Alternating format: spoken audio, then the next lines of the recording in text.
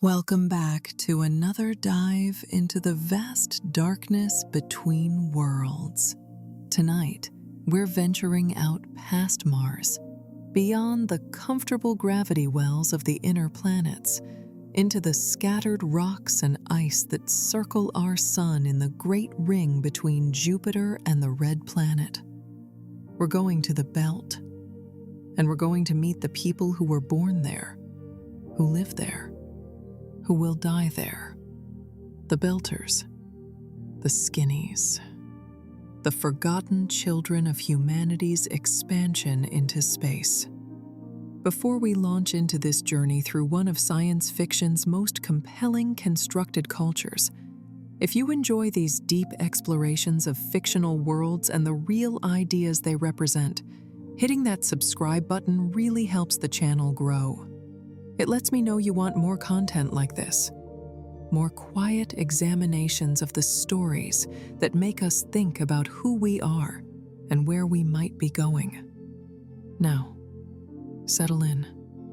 This is going to be a long burn through territory that might feel uncomfortably familiar, even though it's set 3 centuries in our future and millions of kilometers from Earth.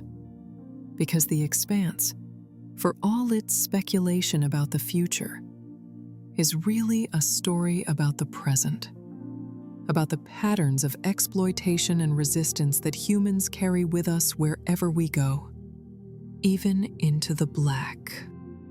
The broken circle. There's a tattoo you see throughout the Expanse, marked on the necks of Belters.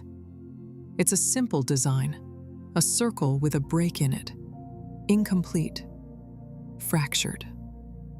Some say it represents the broken orbit, the elliptical paths that asteroids trace around the sun. Others claim it's a symbol of unity interrupted, of a people not yet whole.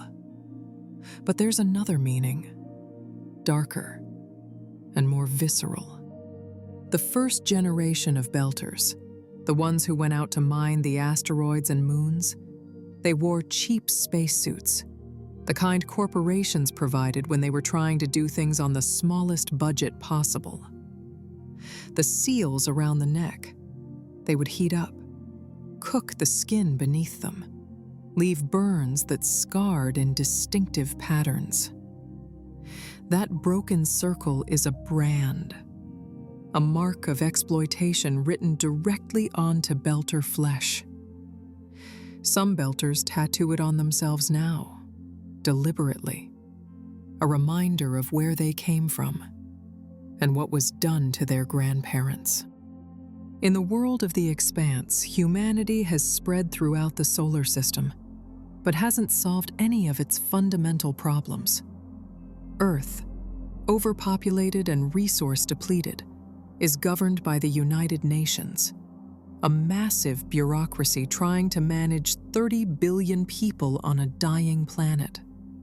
Mars, the former colony that won its independence, has transformed itself into a militaristic corporate state, every citizen working toward the dream of terraforming their red world into a blue one, of making Mars into the Earth that Earth used to be. And then there's the Belt, the asteroids and the moons of the outer planets, where perhaps 50 million people scrape survival from ice and rock, mining the resources that keep Earth and Mars functioning while receiving almost nothing in return. The Belters aren't a nation in the traditional sense. They're scattered across millions of cubic kilometers of space, living on asteroids, on stations, on the moons of Jupiter and Saturn. They don't have a unified government, not really. What they have is shared experience, shared language, shared grievance. They have the Outer Planets Alliance, the OPA, which, depending on who you ask, is either a labor union, a political movement, or a terrorist organization. Probably it's all 3. Because when you're the underclass of the solar system, the line between worker solidarity and armed resistance gets very thin, very quickly.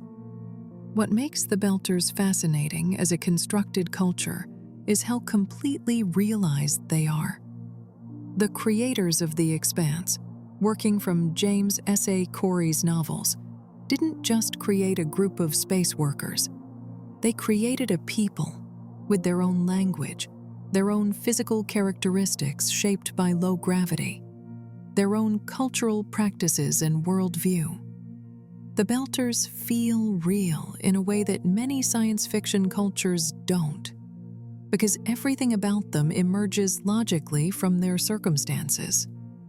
When you grow up in near-zero gravity, working for corporations that control your air and water, surrounded by the constant threat of decompression and death, it changes you. It changes your body, your language, your psychology, your politics. The story of the Belters is, at its heart, a story about class and exploitation, about colonialism exported into space. It's about what happens when the powerful decide that some people are expendable, when profit matters more than human life, when the products of your labor are taken from you and you're given just barely enough to survive in return. It's a story that resonates because we've seen it before, on Earth, in the Caribbean sugar plantations, in the African diamond mines, in the factories of the Industrial Revolution. The Expanse asks a simple but devastating question. What if we took those same systems, those same power dynamics, and transported them into space? What if the final frontier was just another place for the rich to exploit the poor? To understand Belter identity, we need to look at three interconnected elements: their bodies, transformed by life in low gravity; their language, forged from necessity and resistance; and their labor, the brutal reality of mining ice and minerals in an environment that kills you if you make one mistake.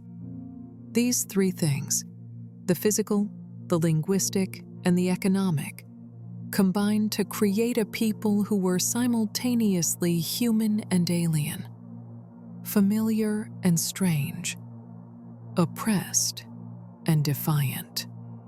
Bodies shaped by the black. Let's start with the most visible aspect of Belter identity: what they look like, how growing up away from gravity changes the human form in fundamental ways. In the books, James S.A. Corey describes Belters as dramatically different from Earth humans, and even from Martians. They're tall, very tall, standing 2 to 2.5 meters on average. But it's not a healthy tallness, not like a basketball player. It's an elongated, stretched-out growth that happens when bones develop without Earth's gravity pulling down on them. Their limbs are long and thin, their skulls slightly enlarged, their overall appearance willowy, almost skeletal. In the Belt, they call people from Earth and Mars inners, short for inner planets. On Earth and Mars, they call Belters skinnies, and it's not a compliment. The show, working within the constraints of live-action television, couldn't quite achieve the book's vision of Belters as dramatically different in appearance. You can't easily cast dozens of actors who are all over 7 feet tall and unusually thin. So the television version of The Expanse uses other markers. Belters have distinctive tattoos, functional clothing designed for spacewalks and low-gravity work, and most importantly, they speak Belter Creole. The physical difference is suggested rather than shown completely. though the show does include a few scenes where we see what book-accurate Belters might look like, towering and thin, their bodies testament to a life lived away from planetary gravity. But whether we see it fully realized on screen or not, the physical reality of Belter bodies is central to understanding their identity. Growing up in low gravity or zero gravity doesn't just make you taller, it fundamentally alters your physiology in ways that have cascading consequences for every aspect of your life. Your bones don't develop the same density they would on Earth. Without gravity constantly stressing your skeleton, your body doesn't reinforce your bones the way it would planet-side. Belters suffer from what Earth doctors call brittle bone disease. Their bones are like chalk, strong enough for life in low gravity, but liable to fracture or break if subjected to higher gravitational forces. Even the spin gravity of stations like Ceres, which is only 0.3 of Earth's gravity, can be challenging for Belters who've spent their whole lives in near-zero G. The medical reality of Belter physiology is brutal. Many Belters can never go to Earth, not even with hormone treatments and bone density therapy. The gravity would crush them. Their hearts, developed in low G, can't pump blood effectively against that kind of resistance. Their lungs struggle to draw breath against the weight of their own chest. Stand a Belter on Earth's surface, and they might collapse within hours, their brittle bones cracking under the strain, their cardiovascular system failing as it tries to push blood through a body that weighs multiple times what it should. Even Belters who do undergo the expensive and painful treatments to strengthen their bodies for higher gravity face limitations. Naomi Nagata, one of the main characters, goes through the process to be able to tolerate the gravity on the colony world of Illis, and it nearly kills her. The drugs and therapies help, but there's only so much you can do. Your body remembers where you were born, what shaped it during those crucial developmental years. Some things can't be changed, no matter how much money or medical technology you throw at the problem. And then there's reproduction. Belter women face enormous challenges with pregnancy. The muscles of the abdomen and uterus, without gravity to work against, atrophy from underuse. Labor becomes a lengthy, agonizing, and incredibly dangerous process. When possible, pregnant Belter women travel to Ceres or Ganymede, stations with enough spin gravity to make pregnancy and birth somewhat safer. But even there, maternal and infant mortality rates are higher than on Earth or Mars. Having children in the Belt is an act of hope and defiance, bringing new life into an environment that's constantly trying to kill you. The corporations that run most of the Belt's mining operations know all of this, of course. They provide bone density medications, hormone treatments, exercise regimens designed to help Belters maintain some skeletal strength. But these treatments are expensive, and not everyone gets them. And even when they're provided, they're often low quality, the kind of cheap medicine that does the bare minimum. The first generation of Belters, the ones who went out to the asteroids to mine them, they got the worst of it. Faulty equipment, inadequate medical care, exposure to radiation and toxic materials. Their bodies bore the cost of humanity's expansion into the belt, and their children inherited that cost in their genes, in their brittle bones and enlarged hearts. The physical differences between Belters and Inners become markers of class and status. On Earth and Mars, people look at Belters and see deviation from the human norm. They see people who are too tall, too thin, too fragile. They see people who can't tolerate normal gravity, who need special accommodations just to function in what Earth humans consider standard conditions. This perception of difference gets weaponized into discrimination. Belters are treated as less than fully human, as if their adapted bodies make them somehow inferior, rather than simply different. There's a scene early in The Expanse where Detective Miller, a Belter working security on Ceres, compares hand sizes with his Earthborn partner Havelock. The difference is striking. Miller's fingers are longer, thinner, the bones more delicate. It's a small moment, but it captures something essential about the Belter experience. They're human, obviously human, but their humanity has been reshaped by their environment in ways that make others uncomfortable, that mark them as other, as alien. And here's the thing about these physical differences. They're not natural in the sense of evolutionary adaptation over thousands of years. They're the direct result of economic decisions made by corporations and governments 3 centuries ago.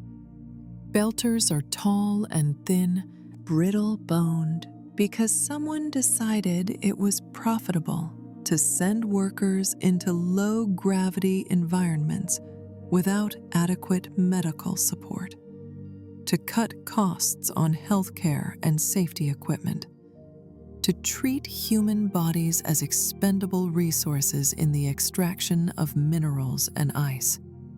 The Belter physique is a record of exploitation written in bone and muscle. This has profound psychological effects. You grow up looking in the mirror and seeing evidence of what was done to your ancestors, evidence that you're marked, that you're different, that you can never go home to Earth even if you wanted to, because your body wouldn't survive it. You grow up knowing that people from Earth and Mars look at you and see skinny, see someone not quite fully human. That kind of othering, that kind of discrimination based on physical characteristics that you can't control and that were forced on your people by economic exploitation. It creates anger. It creates solidarity. It creates a sense of identity forged in shared grievance. The Belter body is political. It's evidence. It's a reminder that injustice isn't just about laws or money. It's about what gets done to flesh and bone, to children growing up in environments that change them in ways they'll never be able to reverse. When Belters look at each other, they see survival. When Inners look at Belters, they see proof that these people aren't like us, aren't really our concern.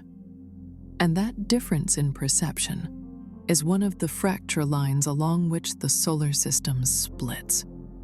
Lang Belta, a language of resistance. If the Belter body is shaped by low gravity and corporate exploitation, the Belter language is shaped by necessity and defiance. Belter Creole, called Lang Belta by those who speak it, is one of the most carefully constructed languages in modern science fiction, and it serves multiple purposes in the narrative of the Expanse. On the surface level, it's a practical solution to a practical problem. How do you communicate when you're drawing from dozens of Earth languages and living in an environment where traditional verbal communication is often impossible? On a deeper level, Langbelta is an act of cultural resistance, a way of saying, we are not you, we are our own people. The creation of Belter Creole was led by linguist Nick Farmer, working with accent coach Eric Armstrong to develop something that would feel authentic, that would follow the real-world patterns of how Creole languages emerge. Farmer didn't just throw together random words from different languages and call it a day. He studied how actual Creoles develop, particularly Haitian Creole, which emerged from the contact between French colonizers, enslaved West Africans speaking various languages, and influences from Spanish and Portuguese. Haitian Creole is a language that developed under conditions of exploitation and oppression, a lingua franca created by people who needed to communicate but came from radically different linguistic backgrounds. Sound familiar? Langbelta follows the same pattern. In the world of the Expanse, the first people who went to the belt came from all over Earth. Chinese, Japanese, Slavic, Germanic, Romance language speakers, people from India, from Africa, from South America. They were sent out by corporations and governments to mine asteroids, and they needed to communicate with each other. At first, they probably used a pidgin, a simplified form of communication that drew vocabulary from multiple languages but had a very basic grammar. But over generations, as children were born in the belt and grew up speaking this hybrid tongue, it developed into a full Creole language with its own complex grammar, its own idioms, its own way of expressing the reality of life in space. Farmer based Langbelta primarily on English, because in the future of the Expanse, English has become the dominant language of space commerce and administration.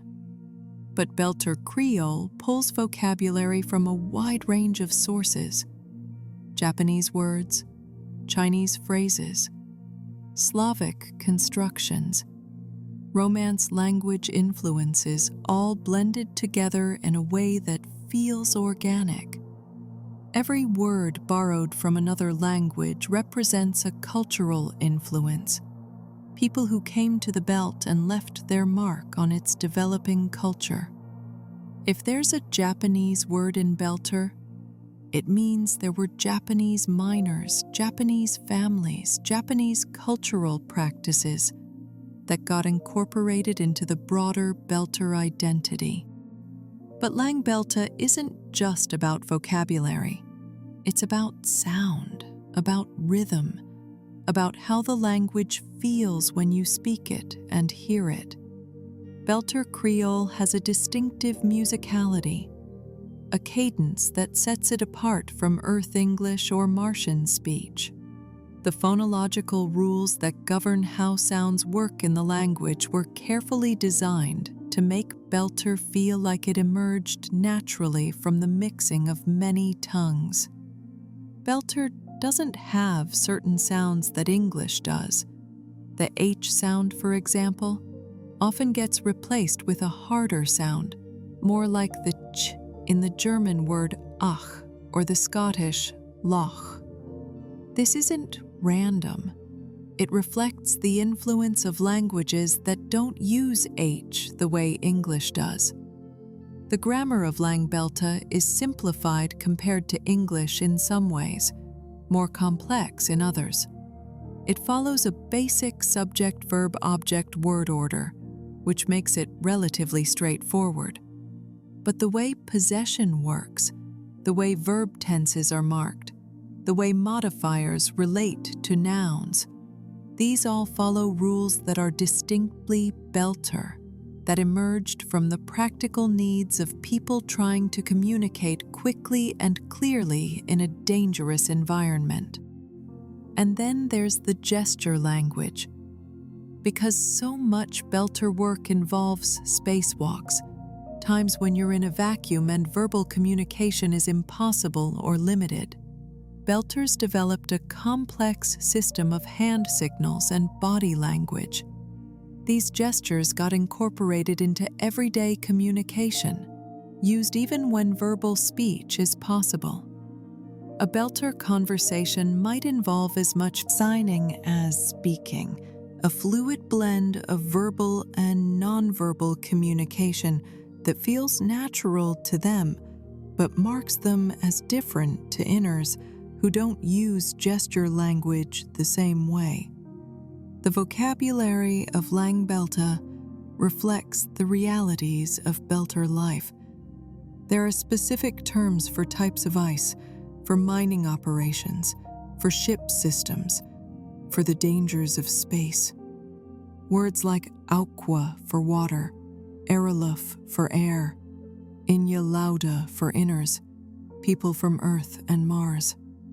The language is practical, built for survival, but it's also rich with cultural meaning.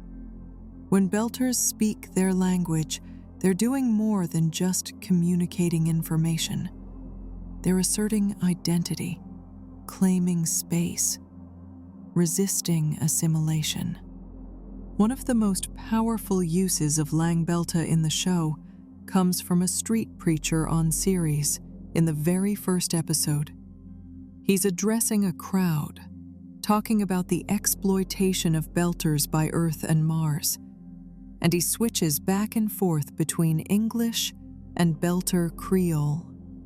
When he talks about water, air, and shelter, the basic necessities that are rationed and controlled by corporate interests, he names them in both languages. Aukwa Beltalauda, Ereluf Beltalauda, Imbobo Beltalauda. Water, air, shelter, our water, our air, our shelter. The repetition is rhetorical, driving his point home. But the use of Belter terms is political. He's not just complaining to the powers that be. He's speaking to his people in their language, reinforcing their identity as separate from the inners who oppress them. Language prestige is a real thing in sociolinguistics. Some languages or dialects are considered high prestige, associated with education and power and official functions. Others are considered low prestige, associated with poverty and lack of education. In the Expanse, English is the high prestige language.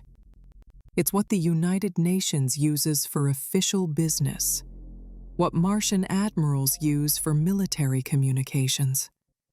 Belter Creole is low prestige.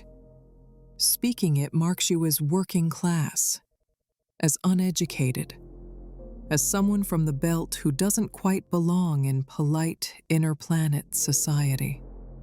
But here's the thing about low-prestige languages. They're powerful precisely because they're exclusive. When Belters speak Lang Belta around inners, they're creating a barrier, claiming space that inners can't access. There's a scene where Detective Miller, trying to calm a riot on Ceres, attempts to speak Belter to the crowd, and they reject him because his Belter isn't good enough, isn't authentic. He's a Belter by birth, but he's spent too much time working for Earth interests, speaking English, trying to fit in with inner-planet culture. His poor Belter marks him as not quite Belter enough. Not really one of them, despite his physiology and his birthplace. Language becomes a tool of resistance, a way of excluding oppressors from your conversations, a way of maintaining cultural cohesion in the face of pressure to assimilate. When Belters speak English, it's often because they're forced to, because they're dealing with interplanet authorities or corporations that don't recognize Lang Belta as legitimate.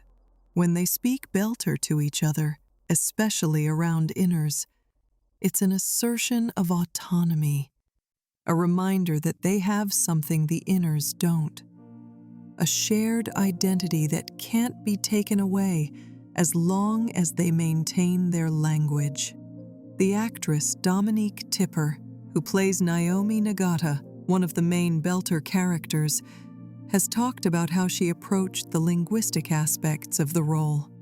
She compared Lang Belta to the Cockney dialect from her own background in East London, a way of speaking that marks you as working class, but also creates solidarity with others who speak the same way.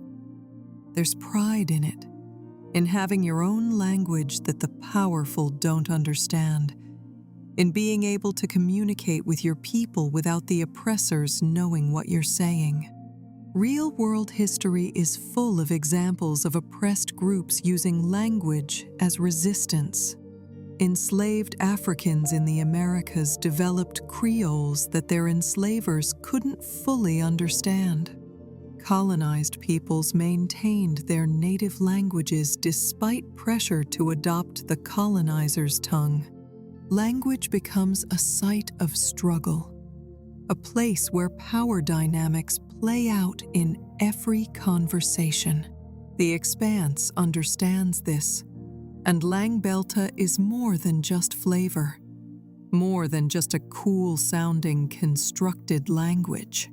It's a reminder that identity is partly about how you speak, about whether you have the right to speak your own language and be respected for it.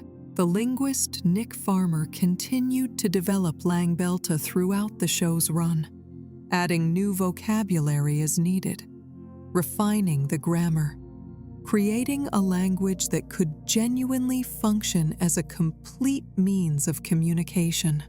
Some fans have learned to speak it, creating online resources and forums for studying Belter Creole.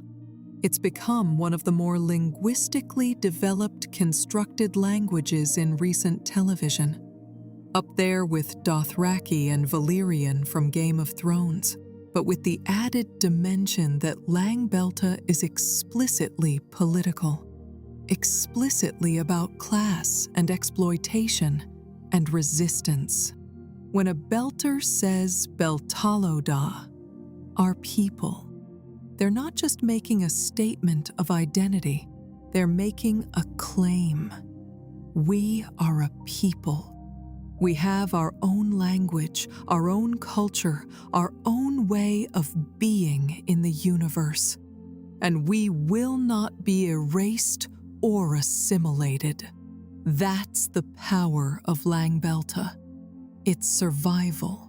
It's defiance. It's a broken circle becoming a badge of pride. The economy of extraction. Now, let's talk about what Belters actually do. The labor that defines their existence and shapes their relationship with the rest of the solar system. The Belt is fundamentally an extraction economy. Belters mine asteroids for minerals and metals. They harvest ice from Saturn's rings and from comets, processing it into water that gets shipped to Mars to fuel their terraforming project, and to space stations throughout the system. They work the refineries and processing facilities, the docks and warehouses, the transport ships and construction platforms. They are, to put it bluntly, the working class of the solar system, providing the raw materials that keep Earth and Mars functioning while living on the edge of survival themselves. The comparison to historical extraction economies is deliberate and unmistakable. Think about the Caribbean sugar plantations, about African diamond mines, about Appalachian coal country. In each case, you have a resource-rich region controlled by distant economic powers. You have local labor that's exploited to extract those resources. And you have enormous profits flowing away from the workers who do the actual dangerous work of extraction.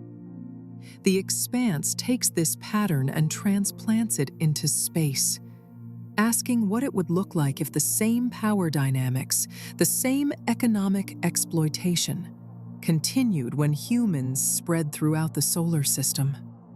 Let's start with the basics of Belter labor. Mining asteroids is brutally dangerous work. You're working in near-zero gravity, which means any mistake can send you spinning off into space, lost forever. You're dealing with heavy machinery that can crush you, with explosives that can tear your ship apart, with radiation exposure from both natural sources and your own equipment. You're wearing a spacesuit that might be cheap and poorly maintained because your employer cut corners to save money. You're breathing recycled air that might not be properly filtered because the life support systems haven't been serviced in months. You're one equipment failure away from suffocation. One micrometeorite strike away from decompression. One navigation error away from missing your trajectory and drifting into the outer system where no one will ever find your body. And you're doing all of this for subsistence wages, paid in scrip, that you can only spend at company stores, on ships and stations that are owned by the corporations that employ you. You don't own your ship. You don't own your equipment. You often don't even own your spacesuit.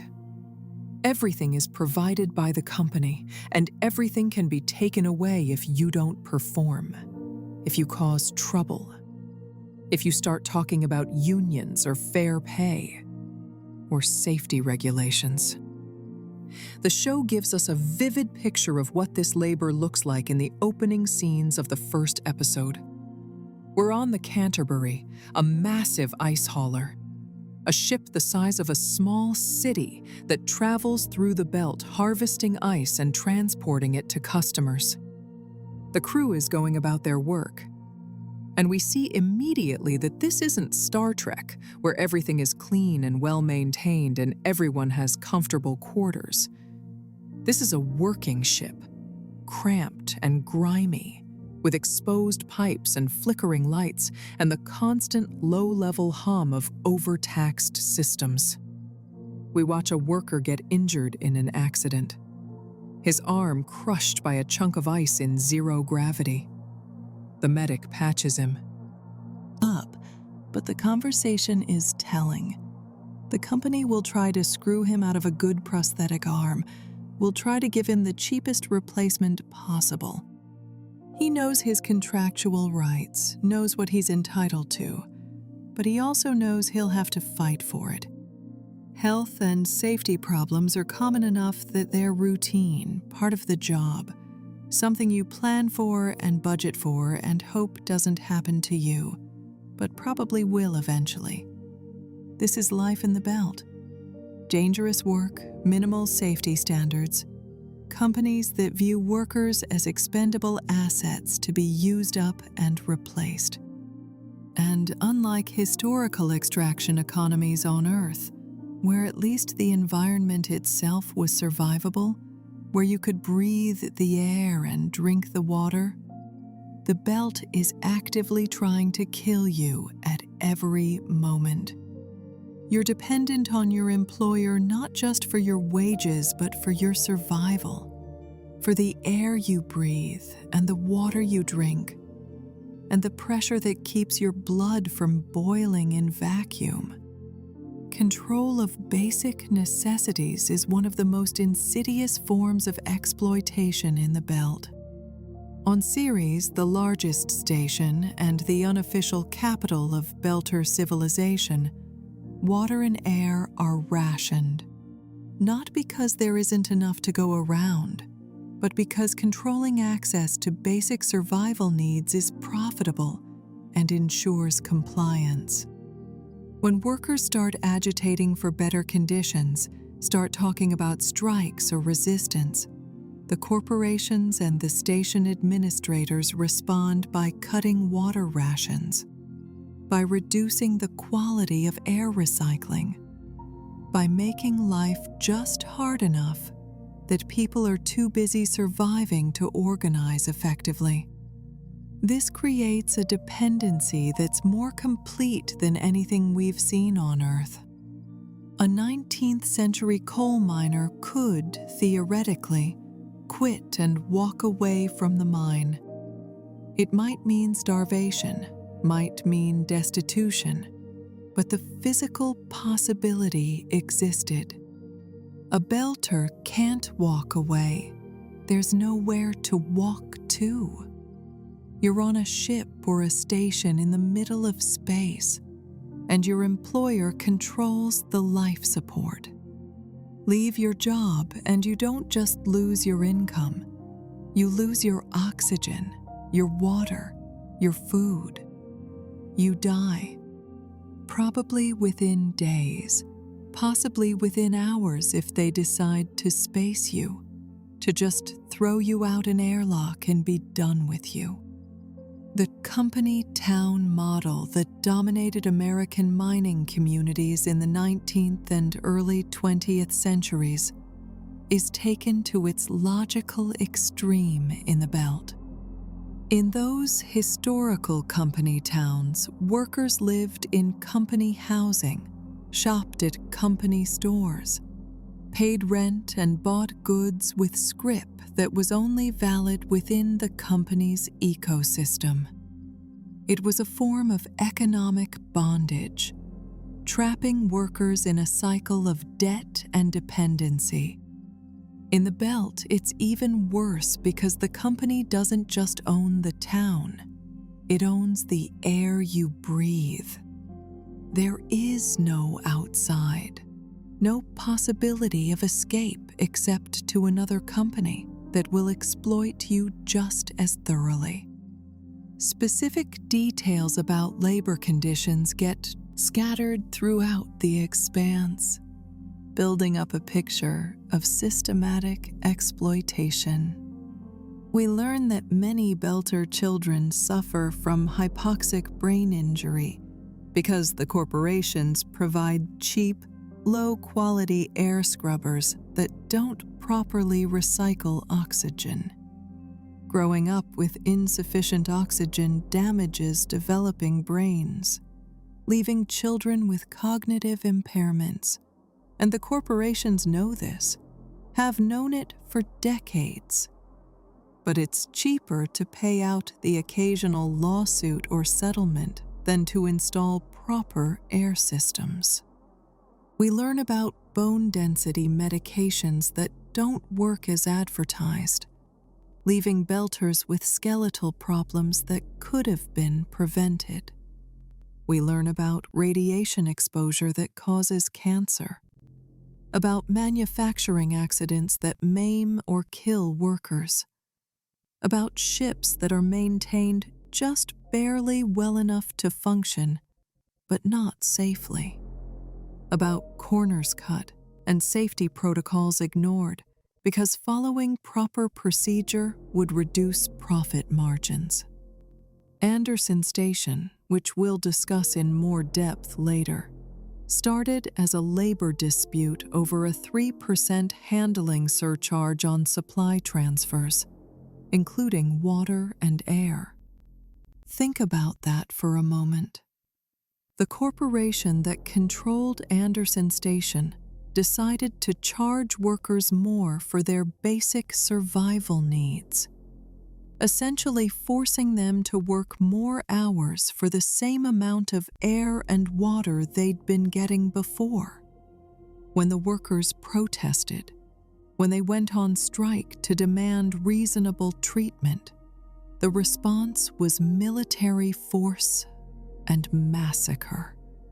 The message was clear. Your lives matter less than our profits, and if you resist, we will kill you. This is the economic reality that shapes Belter identity. You grow up knowing that you're expendable, that the system views your labor as valuable, but your life as disposable. You grow up watching your parents work themselves to exhaustion for barely enough to survive on.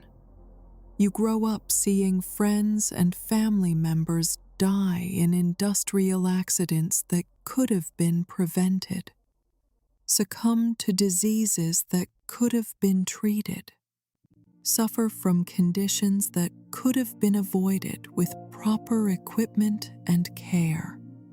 And you grow up angry because you understand that this is a choice, that there are people, comfortable people on Earth and Mars, who have decided that your suffering is acceptable, that the resources you mine should flow away from you while you're left with the bare minimum needed to keep you alive and working. The Belt's economy is sometimes compared to space-age feudalism or neo-colonialism, but extraction economy is probably the most accurate term. The pattern is familiar from Earth history. A resource-rich region is controlled by distant powers. Local labor is exploited to extract those resources, and the profits flow away from the workers to corporate headquarters on Earth and Mars. The Belters are left with environmental degradation, the depletion of easily accessible ice and minerals, health problems from radiation and industrial accidents, and just enough payment to survive and keep working. What makes this even more bitter is that the Belt is actually wealthy in resources.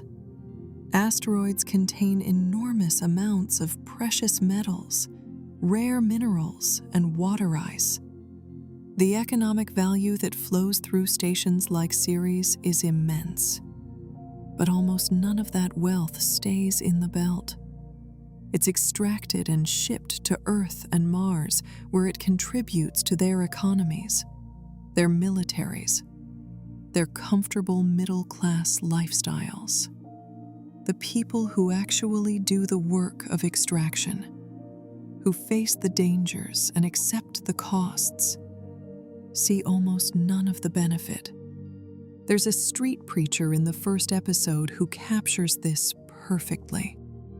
He's standing in a public space on Ceres, shouting at anyone who will listen. Every time we demand to be heard, they hold back our water. They ration our air until we crawl back into our holes and do as we are told. He's describing a system of control that operates through the manipulation of basic survival needs, that uses the threat of suffocation and dehydration to keep workers compliant. And the fact that he can give this speech publicly, that people listen and nod and know he's speaking the truth, tells you something about how normalized this exploitation has become. The solidarity that emerges from shared exploitation is one of the defining characteristics of Belter culture. When everyone is struggling, when everyone is being exploited, when everyone faces the same dangers and the same injustices, it creates bonds. Family and crew become interchangeable concepts in Belter society. Your crew is your family, and your family is your crew. The people you work with, who you trust to keep you alive, who share the same dangers and the same rations, they become closer than blood. Belters take care of their own because no one else will, because the corporations and governments certainly won't. Because solidarity is the only thing standing between survival and destruction. This economic reality also shapes Belter politics in fundamental ways. When you've spent your entire life being exploited, when you've watched the products of your labor enriching others while you scrape by, when you've seen people die because corporations decided their safety wasn't worth the investment, you develop a certain perspective on how the universe works. You understand viscerally that the system isn't broken. It's working exactly as intended. It's just not intended to benefit you. And you start asking dangerous questions, like, what would happen if we stopped working? If we kept the resources we mine instead of shipping them to Earth and Mars? If we organized and demanded to be treated like human beings instead of disposable equipment?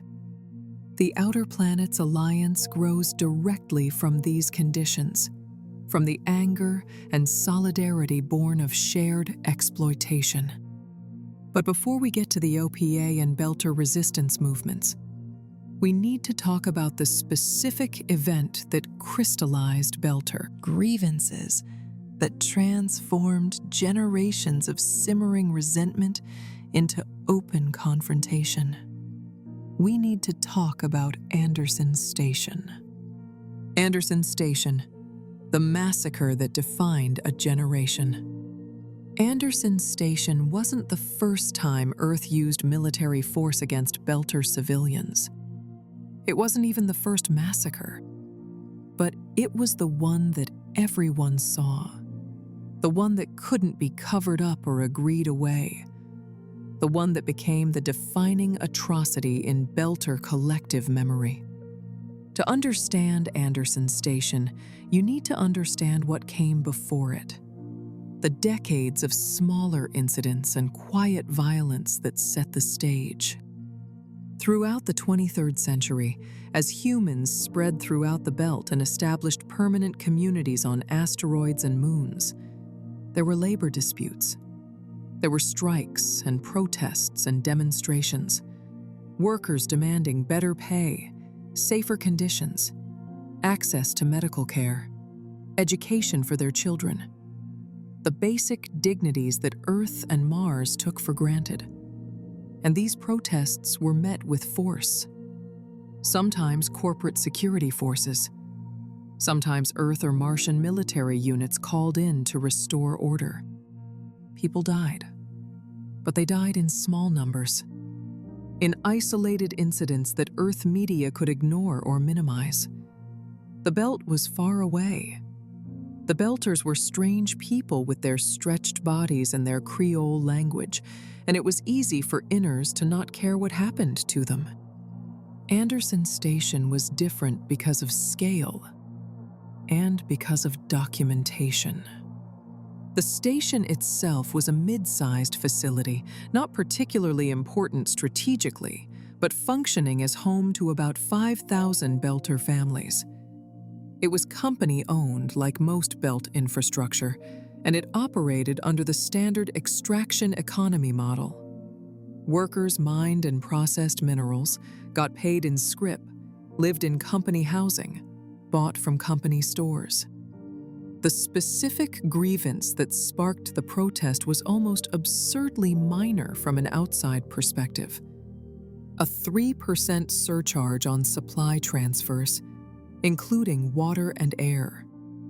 The company, looking to increase profit margins, decided to charge workers more for their survival necessities.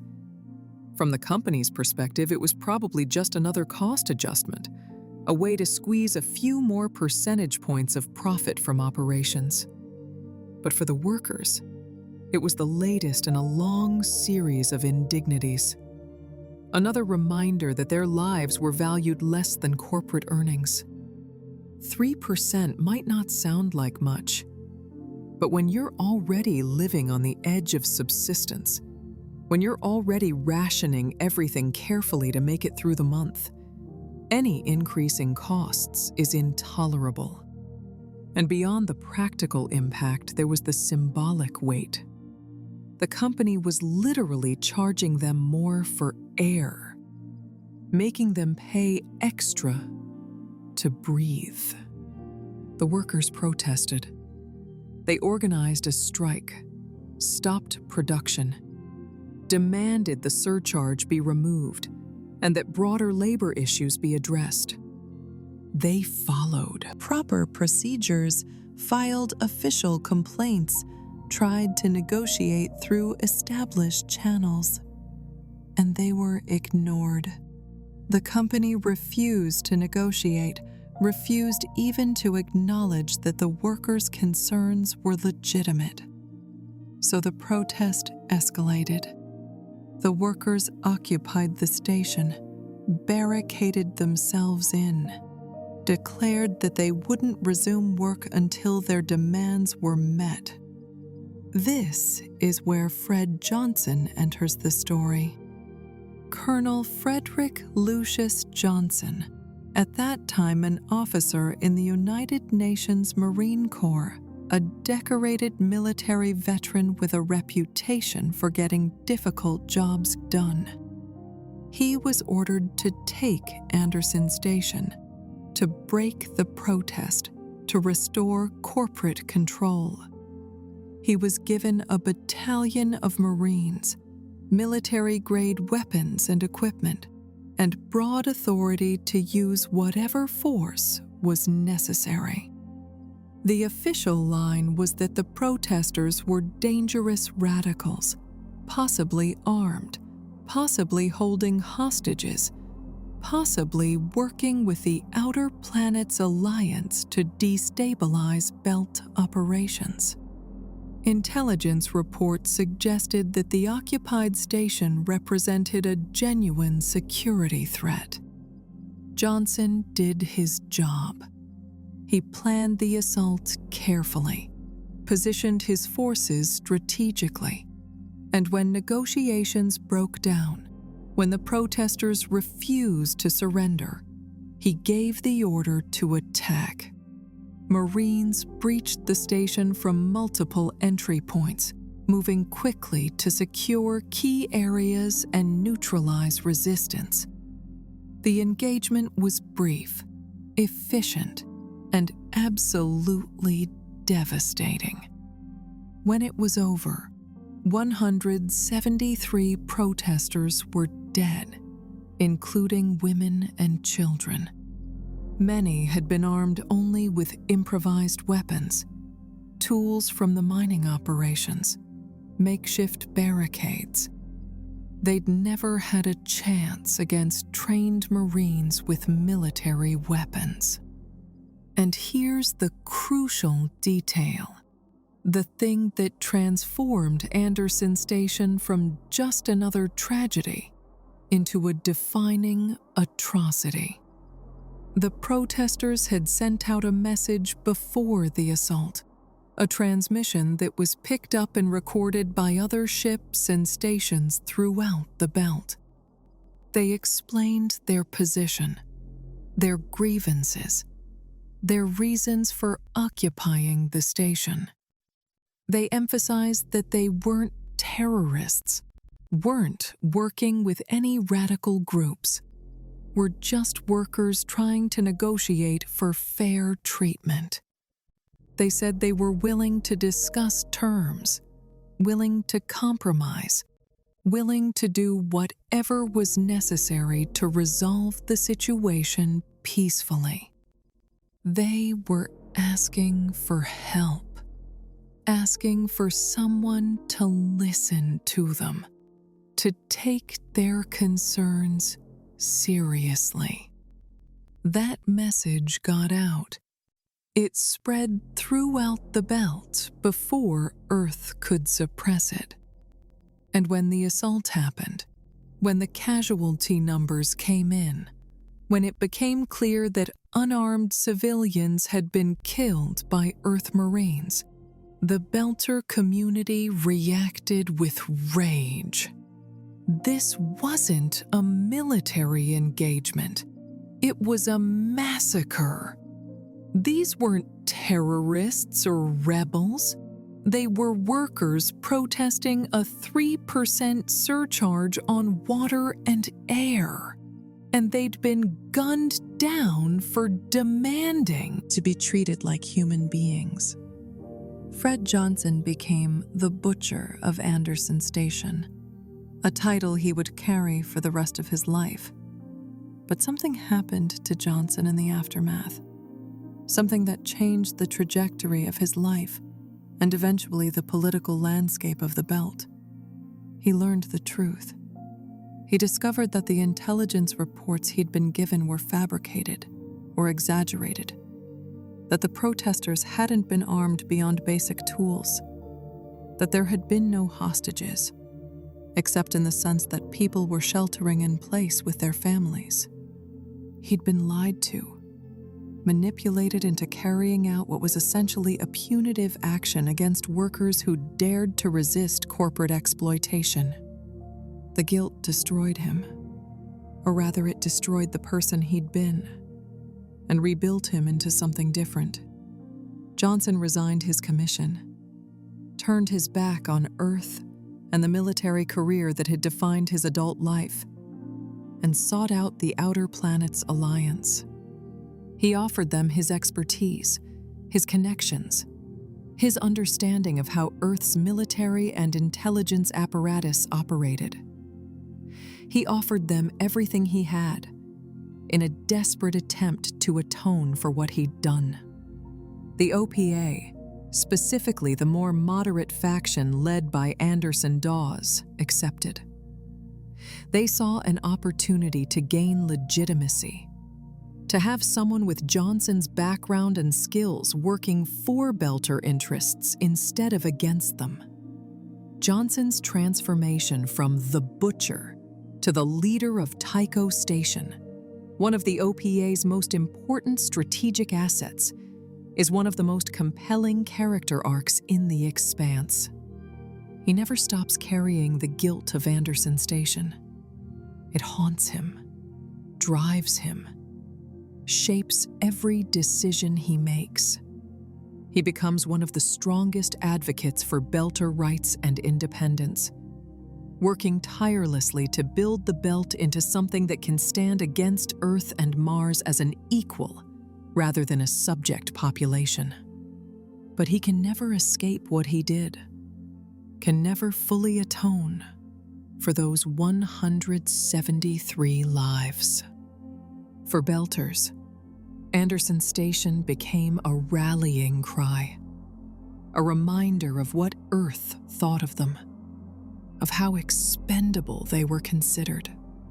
Remember Anderson Station joined Remember the Can't as phrases that captured Belter anger and grief.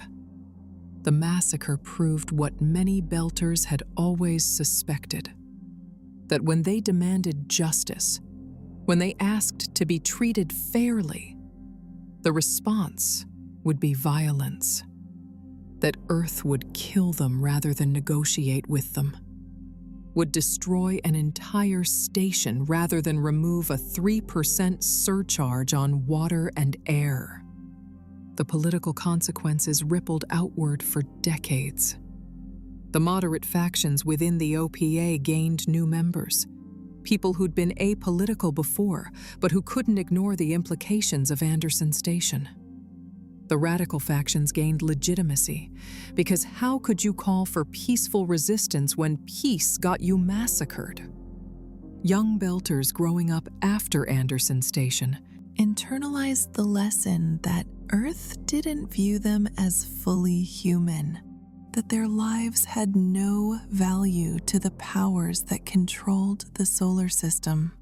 The massacre became part of Belter cultural memory, taught to children, commemorated in songs and art, invoked in political speeches, and during OPA recruitment.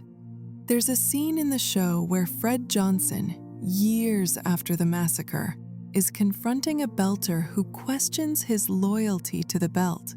Johnson doesn't defend himself, doesn't make excuses.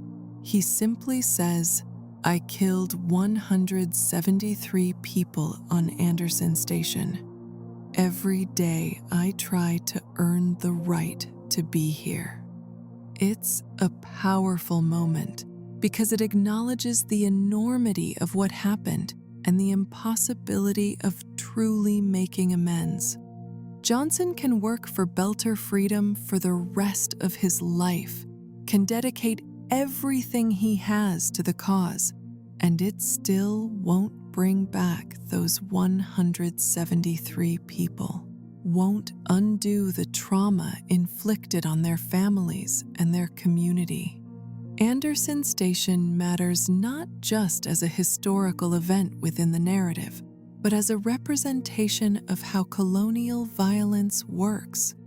The specific grievance was trivial from the colonizer's perspective, but vital from the colonized population's viewpoint. The colonizers controlled the military power and used it without hesitation when their economic interests were challenged. The violence was intended to be suppressive, to send a message to other potential protesters that resistance would be met with overwhelming force.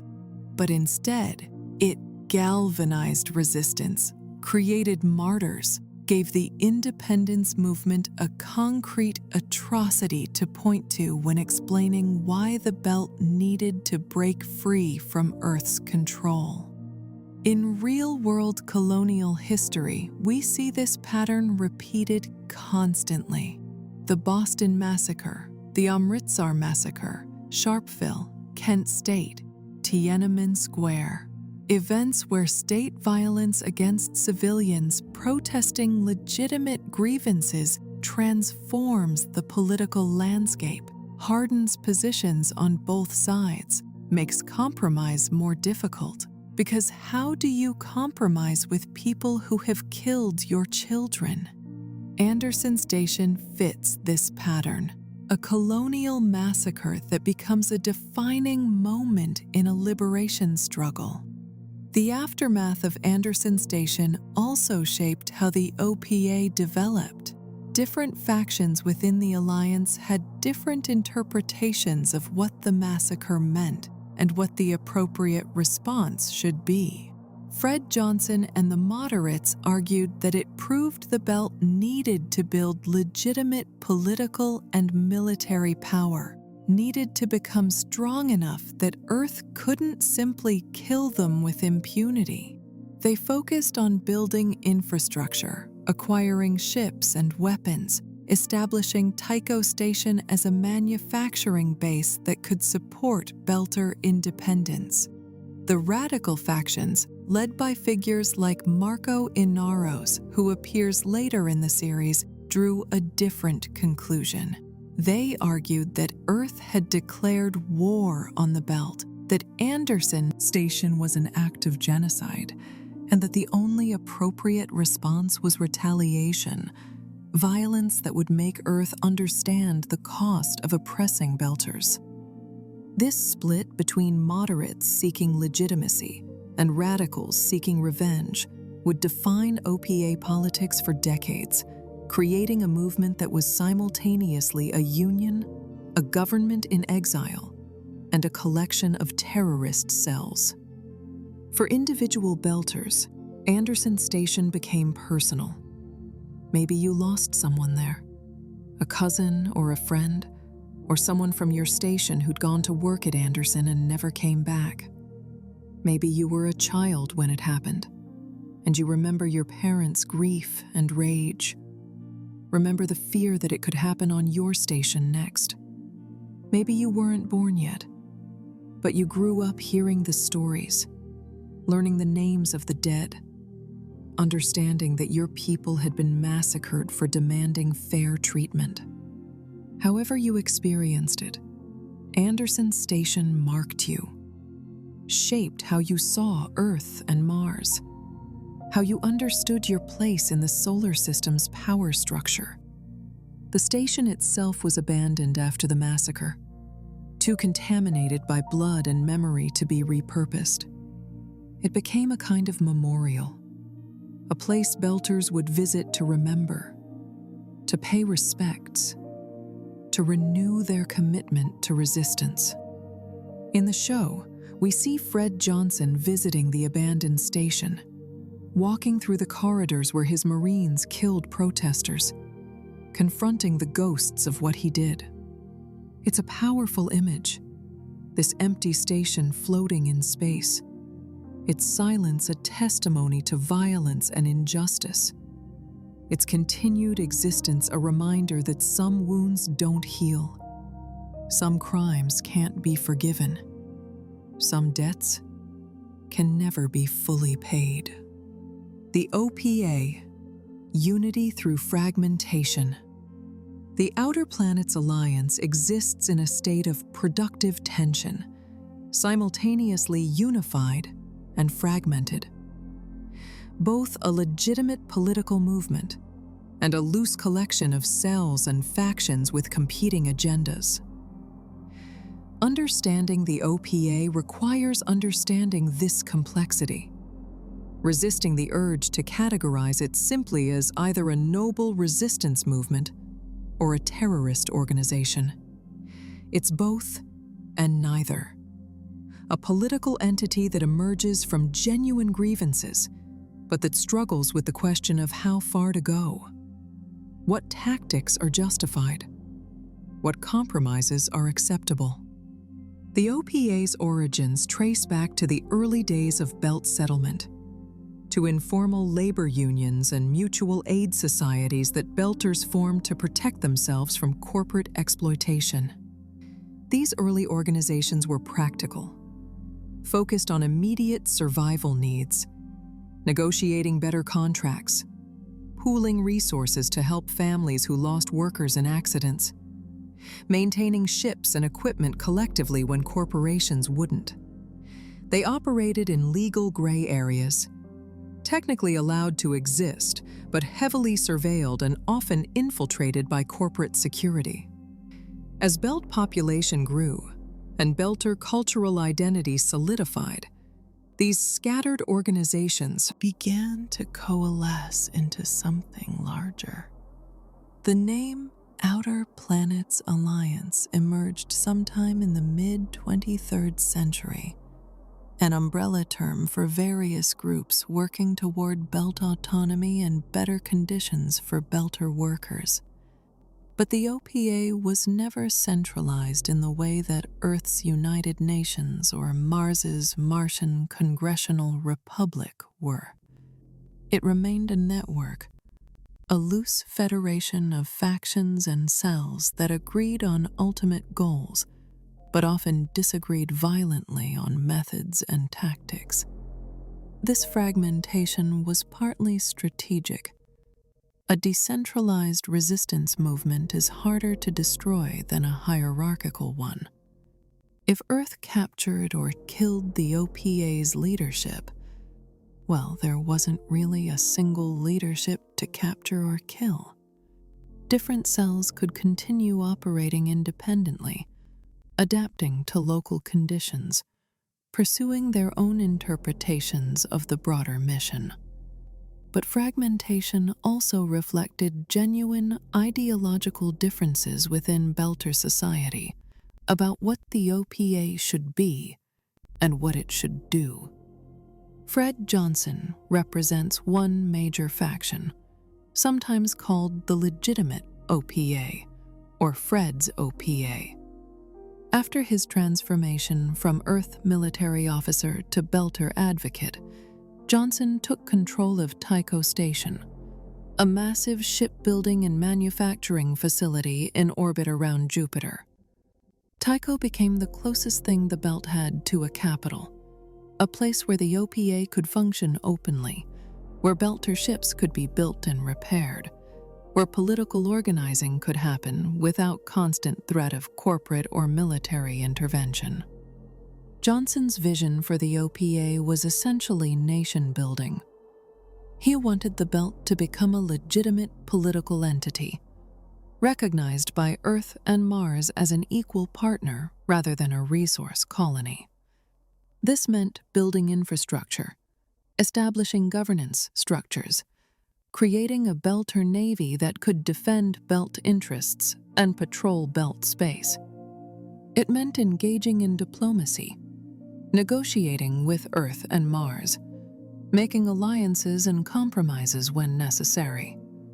Johnson believed that the Belt could achieve independence through a combination of political pressure, economic leverage, and military deterrence, making it too costly for Earth and Mars to continue treating Belters as subjects rather than equals. This approach attracted Belters who wanted stability, who had families and businesses and lives they didn't want disrupted by constant conflict. It appealed to the pragmatic strain in Belter culture, the understanding that survival in space requires careful planning and cooperation, that you can't afford to be reckless when you're living in an environment that will kill you if you make mistakes. Fred's OPA built ships, ran stations, provided services that Belter communities needed. It functioned as a shadow government, filling roles that Earth and Mars ignored because Belter welfare wasn't their concern. But not all Belters bought into Johnson's vision. To some, especially younger Belters who'd grown up after Anderson Station, the idea of negotiating with Earth was absurd. Earth had proven what it thought of Belters, had killed 173 people for protesting a surcharge on water. How could you negotiate with murderers? How could you seek legitimacy from powers that viewed you as subhuman? The radical factions within the OPA rejected Johnson's approach, arguing that the Belt needed to take its freedom by force, needed to make Earth and Mars understand that continued exploitation would be met with devastating retaliation. Anderson Dawes represents a middle position, more radical than Johnson, but not as extreme as later figures like Marco Inaros. Dawes, who operates primarily from Ceres, is a true believer in Belter independence and Belter exceptionalism.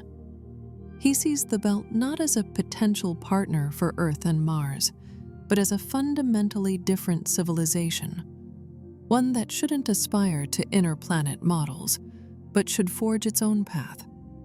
Dawes is willing to use violence when necessary, willing to support actions that Johnson would consider terrorism, but he's also politically sophisticated, understanding that the Belt needs both hard and soft power to achieve independence. The tension between Dawes and Johnson plays out throughout the series. Two men who ultimately want the same thing, a free and independent Belt, but who can't agree on how to get there or what that freedom should look like. Johnson wants the Belt to be a nation like Earth and Mars, with formal structures and international recognition. Dawes wants the Belt to be something new, something that doesn't replicate inter-planet hierarchies and power structures. Their conflict represents a broader question about anti-colonial resistance. Do you seek inclusion in the existing system, or do you try to build something entirely different? The most extreme faction, which becomes central to the later seasons of The Expanse, is led by Marco Inaros.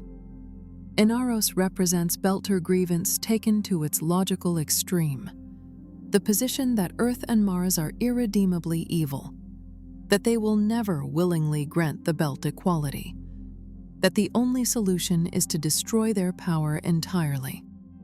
His faction engages in what Earth and Mars call terrorism and what he calls asymmetric warfare. Attacks on inter-planet shipping, sabotage of Earth and Martian installations, strikes designed to maximize psychological impact and demonstrate that the Belt can hurt the powers that have oppressed it. Inaros is a complicated figure, simultaneously a freedom fighter and a fanatic, someone motivated by genuine rage at Belter suffering, but willing to commit atrocities in service of his goals. His approach appeals to the most desperate and angry segments of Belter society. People who've lost everything to inner planet exploitation, who have nothing left to lose and everything to gain from chaos. But it also represents the danger inherent in resistance movements, the tendency for justified anger to curdle into indiscriminate violence, for the fight against oppression to become an excuse for inflicting suffering on others. The fragmentation of the OPA creates practical problems. Different factions sometimes work at cross purposes, undermining each other's efforts. Earth and Mars exploit these divisions, supporting moderate factions to weaken radical ones, or vice versa, depending on their strategic interests. The lack of unified command means that individual cells can take actions that damage the broader movement's reputation or strategic position. When one OPA cell commits an atrocity, all of the OPA gets blamed, even factions that opposed that action.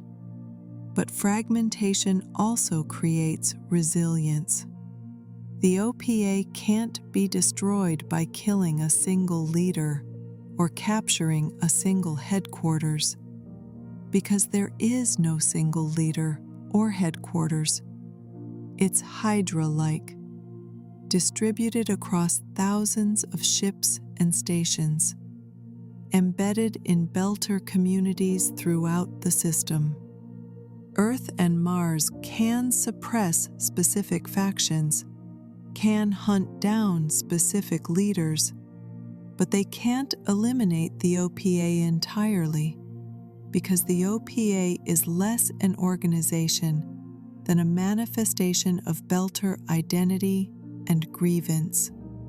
As long as Belters are exploited, as long as they face discrimination and violence, the OPA will exist in some form.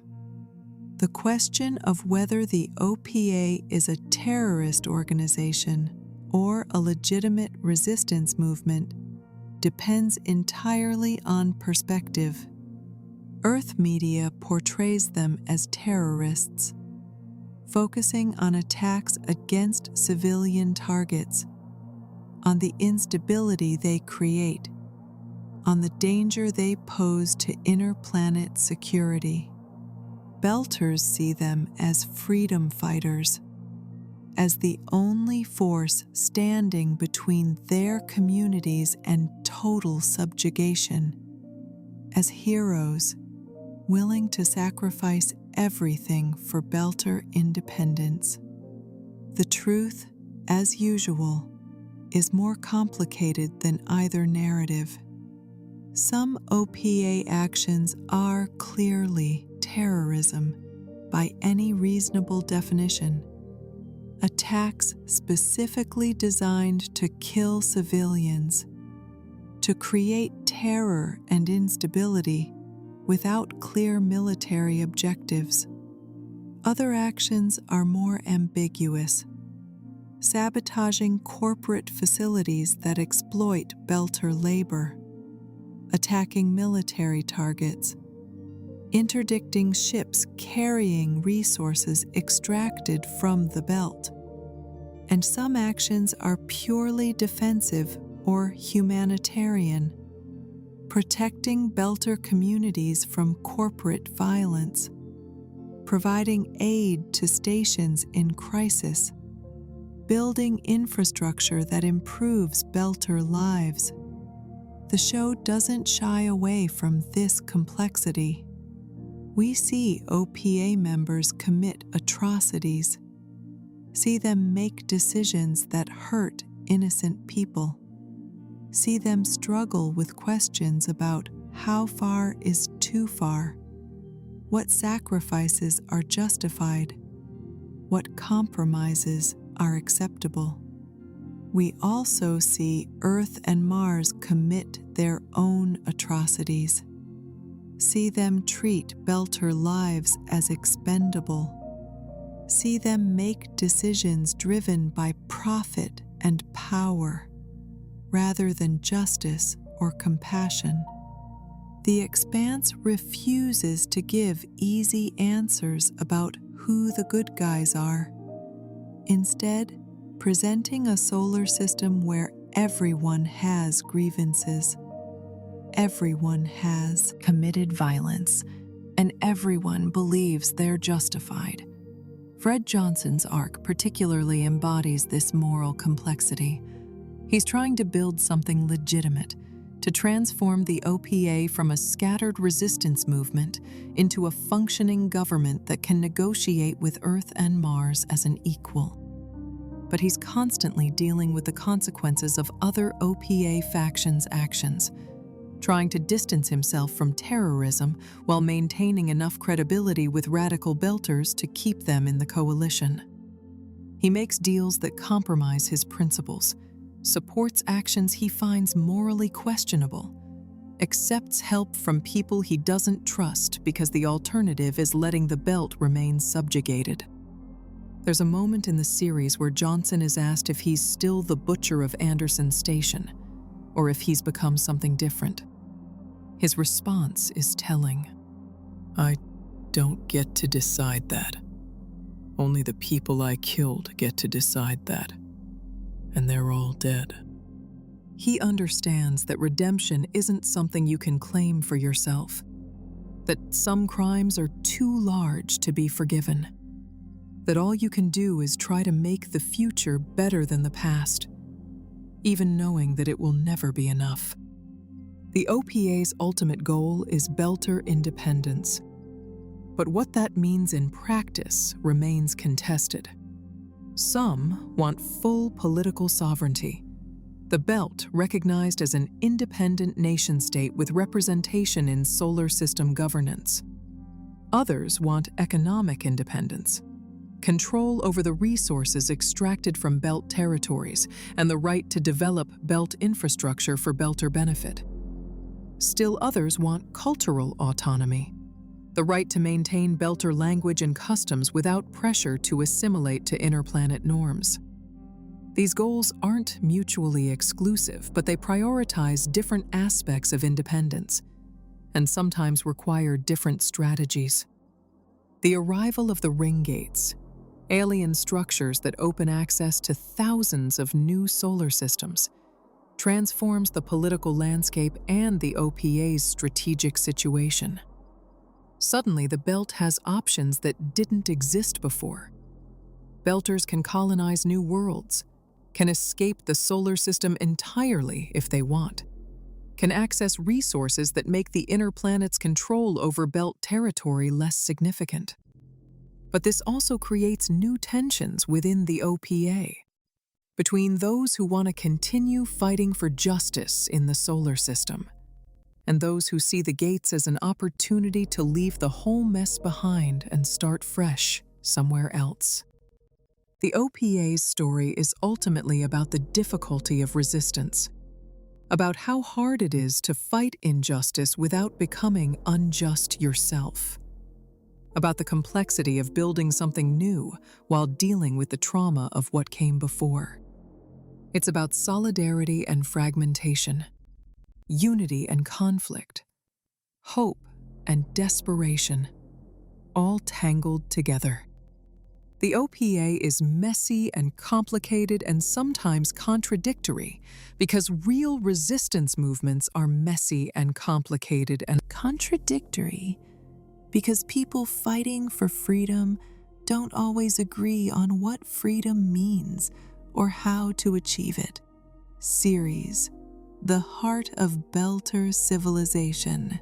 If the OPA is the political manifestation of Belter identity, then Ceres Station is its physical heart, the closest thing the scattered Belter population has to a capital city. Ceres, the largest object in the asteroid belt, was spun up and hollowed out to create the most populous station in the belt, home to somewhere between 6 and 8 million people, depending on who's counting. It's a city in space, kilometers across, with multiple levels descending from the outer surface toward the center. Each level its own distinct neighborhood, with its own character and social dynamics. The station rotates to create artificial gravity through centrifugal force, though it's only about 0.3 Earth gravity, a third of what you'd experience on Earth's surface. This is comfortable for Belters who've adapted to low-gravity environments, but Earth and Mars visitors find it disorienting. Too light to feel secure, but heavy enough to notice. The spin also creates structural quirks in how the station is designed and how people move through it.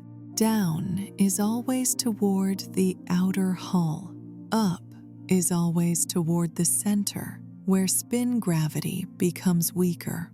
You can jump much higher on the inner levels than the outer ones, and experienced Belters learn to use this variation to their advantage. Ceres is administered by Earth corporate interests, specifically by security companies contracted to maintain order and protect corporate assets. The most prominent is Star Helix Security, which employs both Earth and Belter personnel to police the station. This creates an interesting dynamic where Belters are essentially enforcing Earth's control over their own people, a pattern familiar from colonial history, where imperial powers used local populations to police themselves. Some Belter security officers, like Detective Miller, who features prominently in the show's first season, see their work as protecting their communities, keeping some semblance of order in a place that could easily descend into chaos. Others view them as collaborators, as traitors willing to work for the oppressors in exchange for slightly better treatment. The station's layout reflects and reinforces social stratification.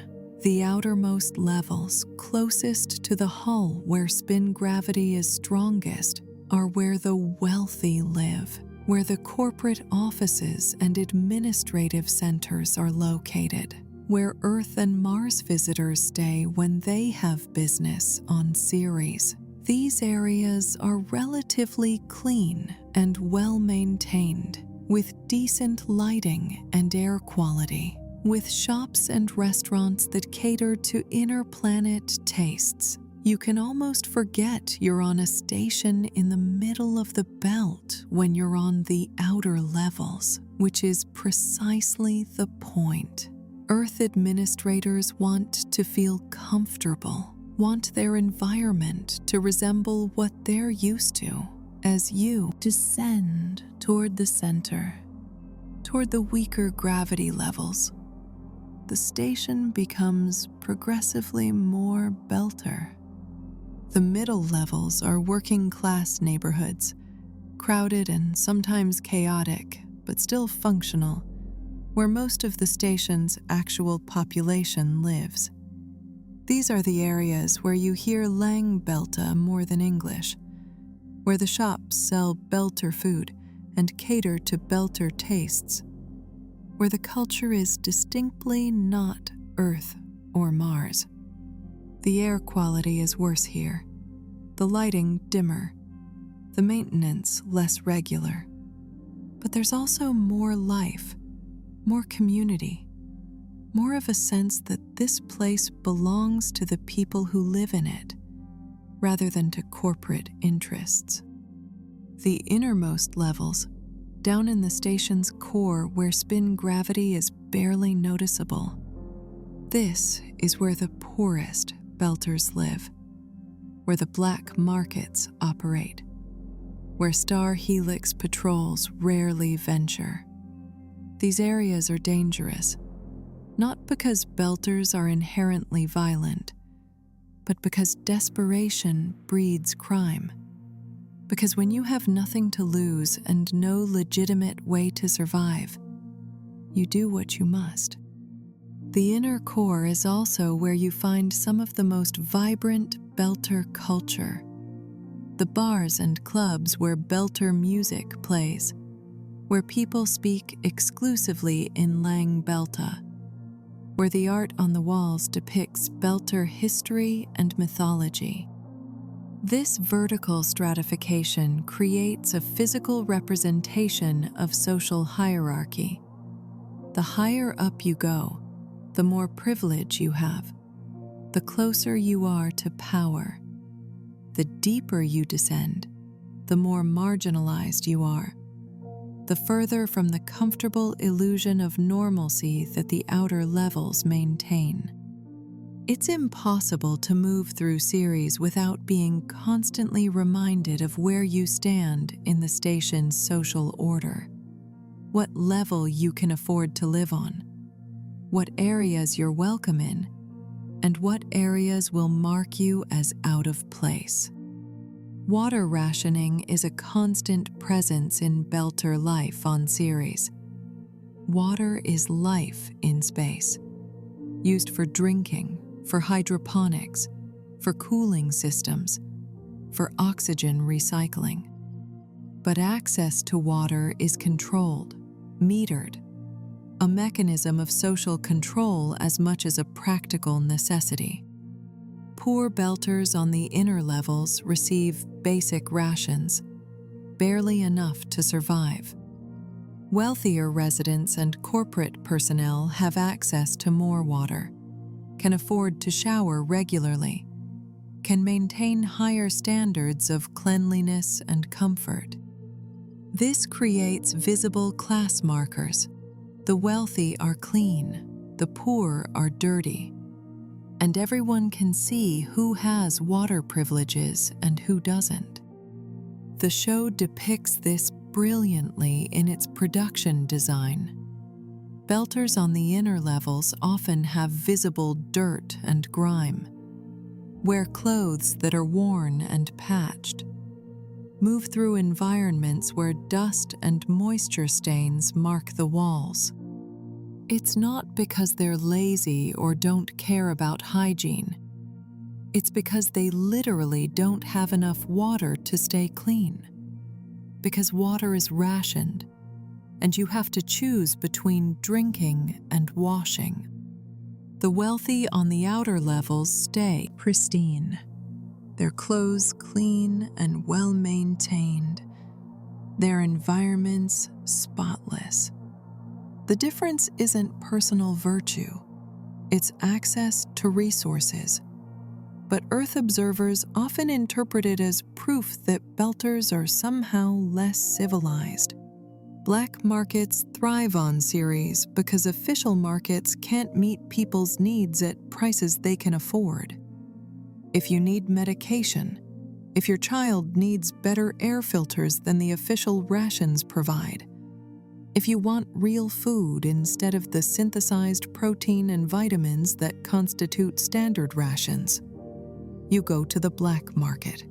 The authorities know this, of course.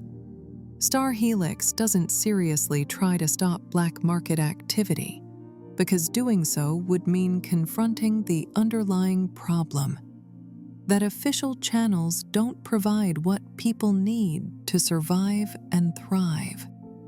Detective Miller, in his investigation that drives the first season's plot, navigates this world expertly, because he understands it from the inside. He knows which black market operators can be trusted, which are dangerous, how to distinguish between someone selling stolen goods and someone selling necessities that should be available legitimately but aren't. He knows where to find information, how to read the social dynamics of different neighborhoods, how to code switch between his role as an Earth corporate security officer and his identity as a Belter who grew up on Ceres. Ceres also serves as a cultural hub, a place where Belters from different stations and ships come together, where trends and ideas spread throughout the belt. The music scene is particularly important. Belter music combines elements from various Earth traditions, blended into something distinctly Belter, often performed in Langbelta, often dealing with themes of work and survival and resistance. There's a thriving arts community, painters and sculptors and performers creating work that reflects Belter experience, that documents their history, that imagines their future. Sports adapt to low gravity and station life.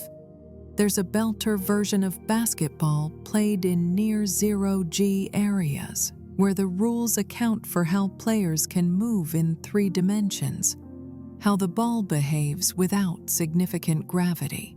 There are racing competitions through maintenance tunnels, tests of skill in navigating tight spaces in low or no gravity. These aren't just entertainment. They're cultural practices that reinforce Belter identity, that celebrate skills valuable in their environment, that create community bonds.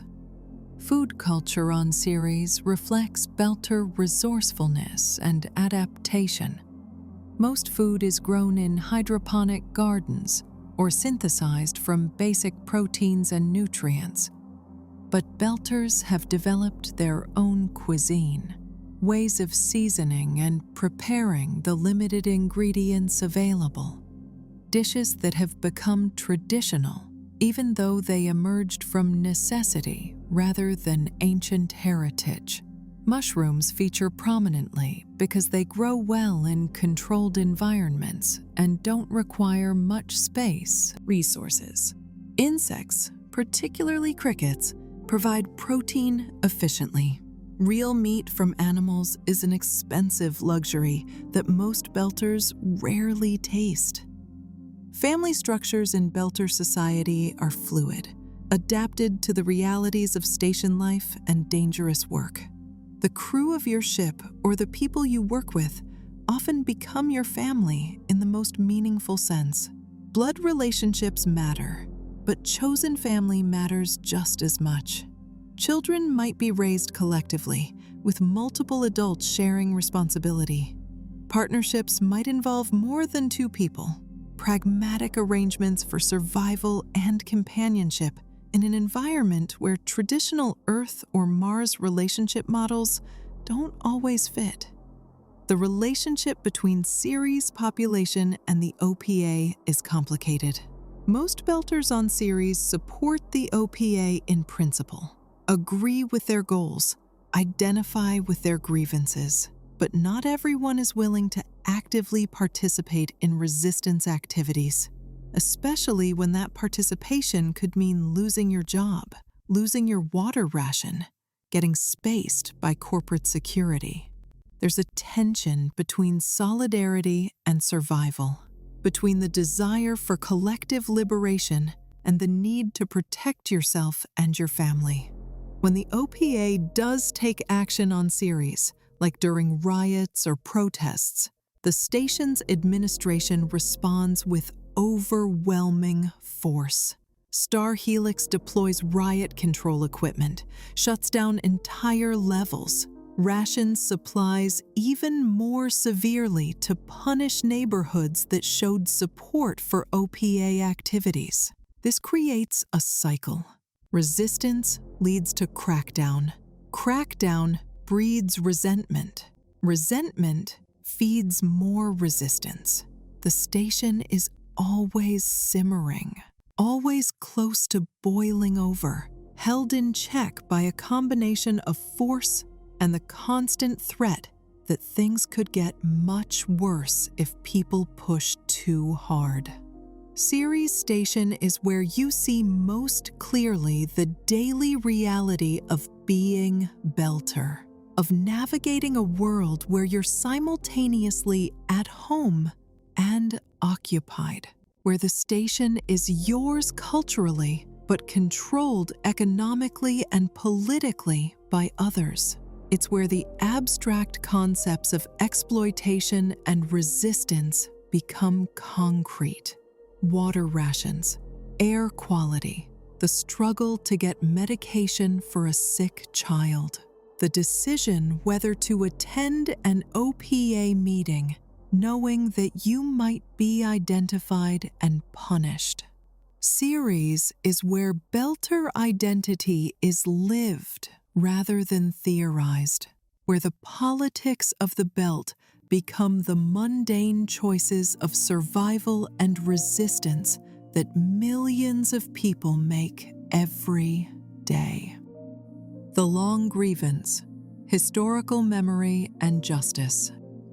To be Belter is to carry history, to inherit grievances that stretch back generations, to understand your place in a narrative of exploitation and resistance that began before you were born and will continue after you die. This historical memory, this consciousness of collective wrong, shapes Belter psychology and politics in profound ways.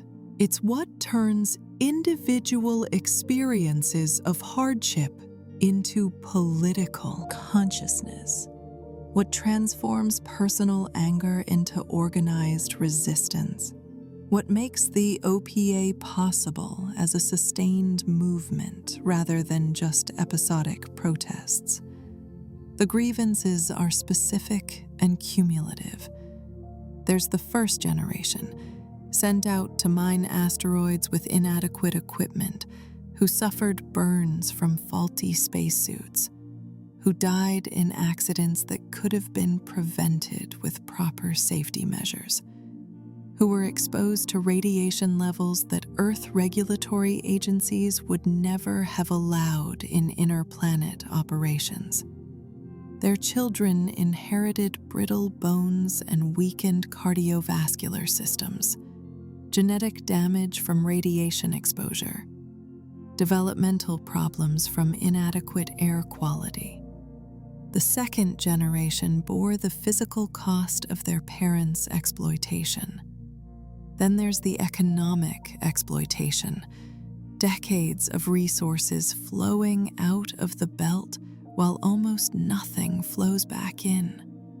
Trillions of dollars worth of minerals and water and rare elements extracted by Belter labor, enriching Earth corporations and funding Mars's terraforming project, while Belters live in cramped stations with rationed air and water. The math is simple and damning. The Belt produces enormous wealth, but Belters remain desperately poor. The resources are there, the labor is there, but the profits go elsewhere. There's the political exclusion, the fact that Belters have no representation in the United Nations or the Martian Congressional Republic, no voice in the decisions that affect their lives. Earth and Mars negotiate treaties about Belt resources without consulting Belters, decide on shipping routes and tariffs and regulations that impact Belter communities without any Belter input. The Belt is treated as territory to be administered, not as a population with political rights.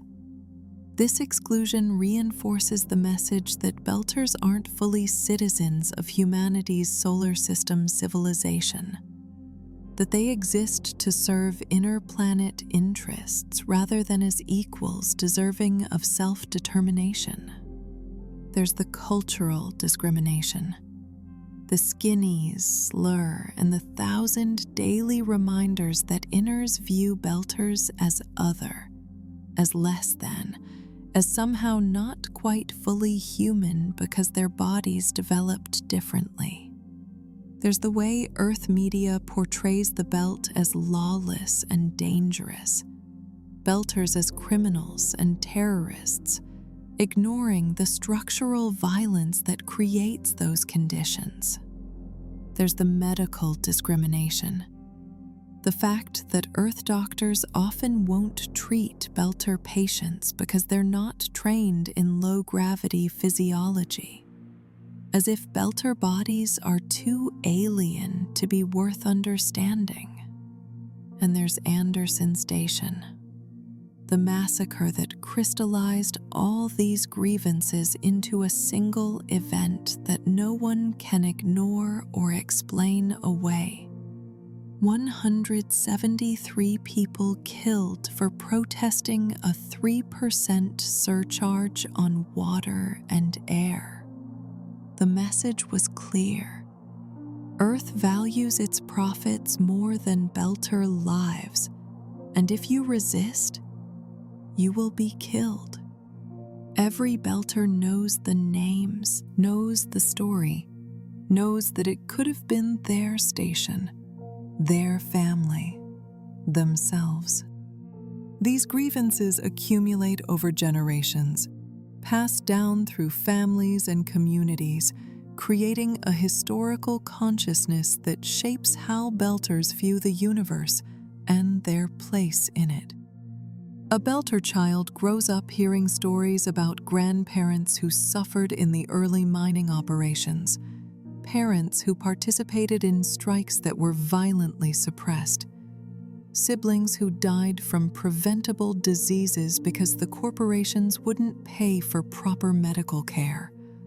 They grow up seeing the physical evidence in their own bodies, in their height and their bone density, in the fact that they can never visit Earth because their cardiovascular system wouldn't survive the gravity.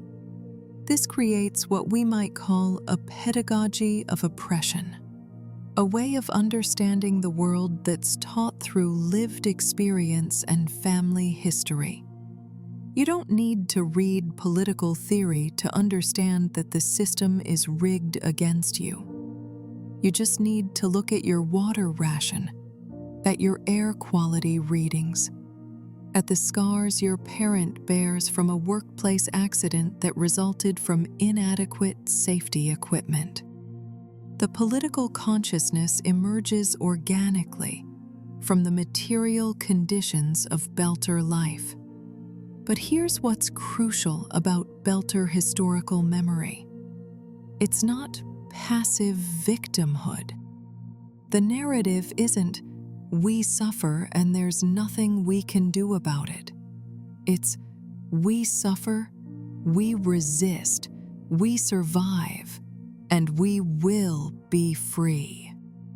Every story of exploitation is paired with stories of resistance, of workers who organized despite the danger, of communities that came together to protect their own, of individuals who stood up to corporate power even knowing it might cost them everything.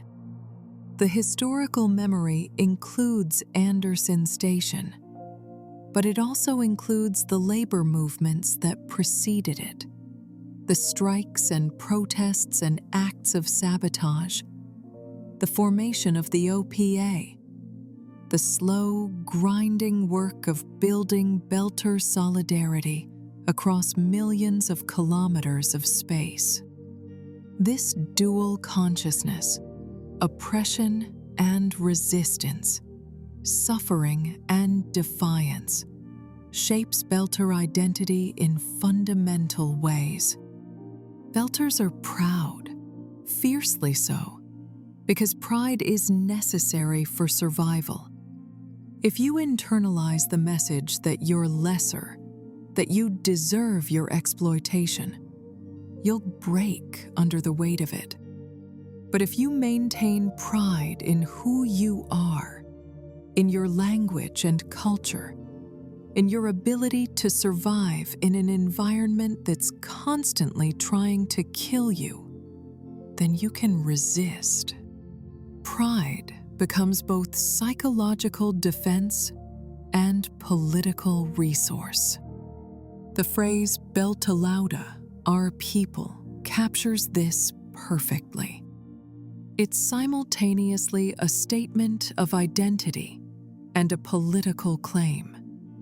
When Belters say Belta Lauda, they're asserting that they are a people, not just scattered individuals working for various corporations, not just poor workers who happen to live in the belt, but a distinct group with shared history and culture and political interests. It's a claim to collective identity that makes collective action possible, that transforms individual grievances into a movement for justice. Historical memory also creates obligations. If you understand your current situation as the result of generations of exploitation, if you know the names of the people who were killed at Anderson Station, if you've inherited the physical and psychological costs of what was done to your ancestors, then you have a responsibility to the future. You have to resist, have to fight back, have to work toward a world where your children won't inherit the same burdens you did. The long grievance becomes the long struggle, an ongoing project of liberation that spans generations. This is why the OPA, despite its fragmentation and internal conflicts, persists. It's not just a political organization that people join because they agree with a platform. It's the institutional expression of Belter historical consciousness, the mechanism through which accumulated grievances become organized resistance. Every Belter who joins the OPA is connecting themselves to a history of struggle, declaring that they stand with those who came before and those who will come after in the long fight for Belter freedom. The question of justice, of what would constitute a resolution to these grievances, is complex and contested. Some Belters want reparations, want Earth and Mars to acknowledge the harm done and provide compensation, though there's no amount of money that could truly compensate for generations of exploitation and the lives lost to corporate negligence. Some want political independence, want the Belt recognized as a sovereign entity with the right to self-determination, want to build their own government and economy free from inner planet control. Some want revenge, want Earth and Mars to suffer as the Belt has suffered, want to see the powers that oppressed them brought low. The show explores these different visions of justice through its various Belter characters. Fred Johnson represents the technocratic approach: build institutions, gain legitimacy, negotiate from a position of strength. Anderson Dawes represents the cultural nationalist approach: assert Belter distinctiveness, refuse assimilation. Build a civilization that's genuinely different from Earth and Mars, rather than imitative of them. Marco Inaros represents the retributive approach. Make Earth and Mars pay for their crimes. Demonstrate that the Belt can hurt them as badly as they've hurt the Belt. Achieve independence through force and fear. None of these approaches is entirely satisfying because the scale of the harm is too large, too systemic, too deeply embedded in the structure of solar system civilization to be easily addressed. You can't undo generations of exploitation. You can't restore the lives lost to industrial accidents and inadequate medical care. You can't reverse the genetic damage, can't give Belters Earth-normal physiology if they want it. The end harm is permanent, written into Belter bodies and Belter history. and no amount of reparations or political reform or even successful revolution can truly make it right. This is the tragedy at the heart of the Belter narrative, that justice might be impossible, even as the demand for justice remains entirely legitimate. What do you do when the wrongs committed against your people are so enormous that they can't be rectified? When the people who committed those wrongs are themselves dead or distant? When the systems that perpetuate those wrongs are so entrenched that dismantling them might cause as much harm as maintaining them? These are questions without easy answers. Questions that real liberation movements have grappled with throughout history. The arrival of the ringgates creates new possibilities and new complications. Suddenly, there are thousands of habitable worlds accessible through the alien structures. Opportunities for Belters to start fresh, to colonize new planets where they won't be the underclass, where they can build societies according to their own values, rather than having to fight for scraps in a system designed to exploit them. But this also raises questions. If Belters leave for new worlds, do they abandon the fight for justice in the solar system? Do they let Earth and Mars off the hook? Allow the historical wrongs to go unaddressed? Or is leaving itself a form of justice? A way of saying, we don't need you anymore. We're building our own future. Different Belter communities make different choices. Some see the gate worlds as opportunity, a chance to escape the exploitation and start over. Others see leaving as betrayal, as abandoning the belt and the struggle that defined Belter identity. Still others see it as strategic, as spreading Belter civilization throughout the galaxy, ensuring that even if Earth and Mars ultimately win control of the solar system, Belter culture and values will persist elsewhere. There's no consensus, because these are genuinely difficult questions about identity, obligation, justice, and survival.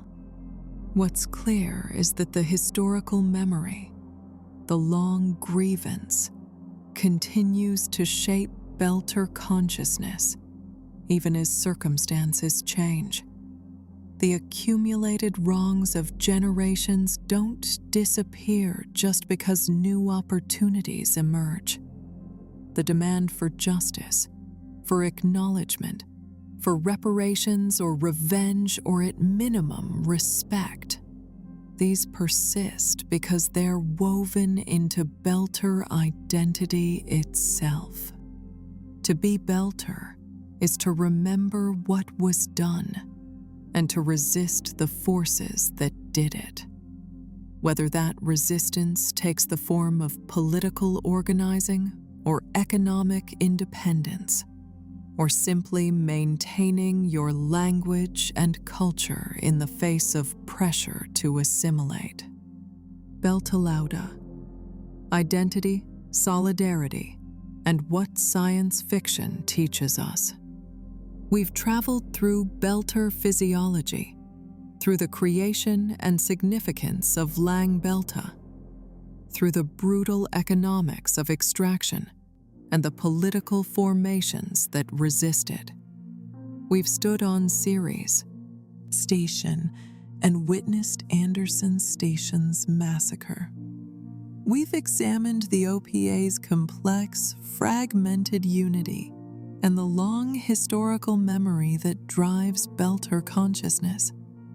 Now, as we bring this journey to a close, it's worth reflecting on what the Expanse's portrayal of Belter identity teaches us, both about the fictional universe of the show and about our own world.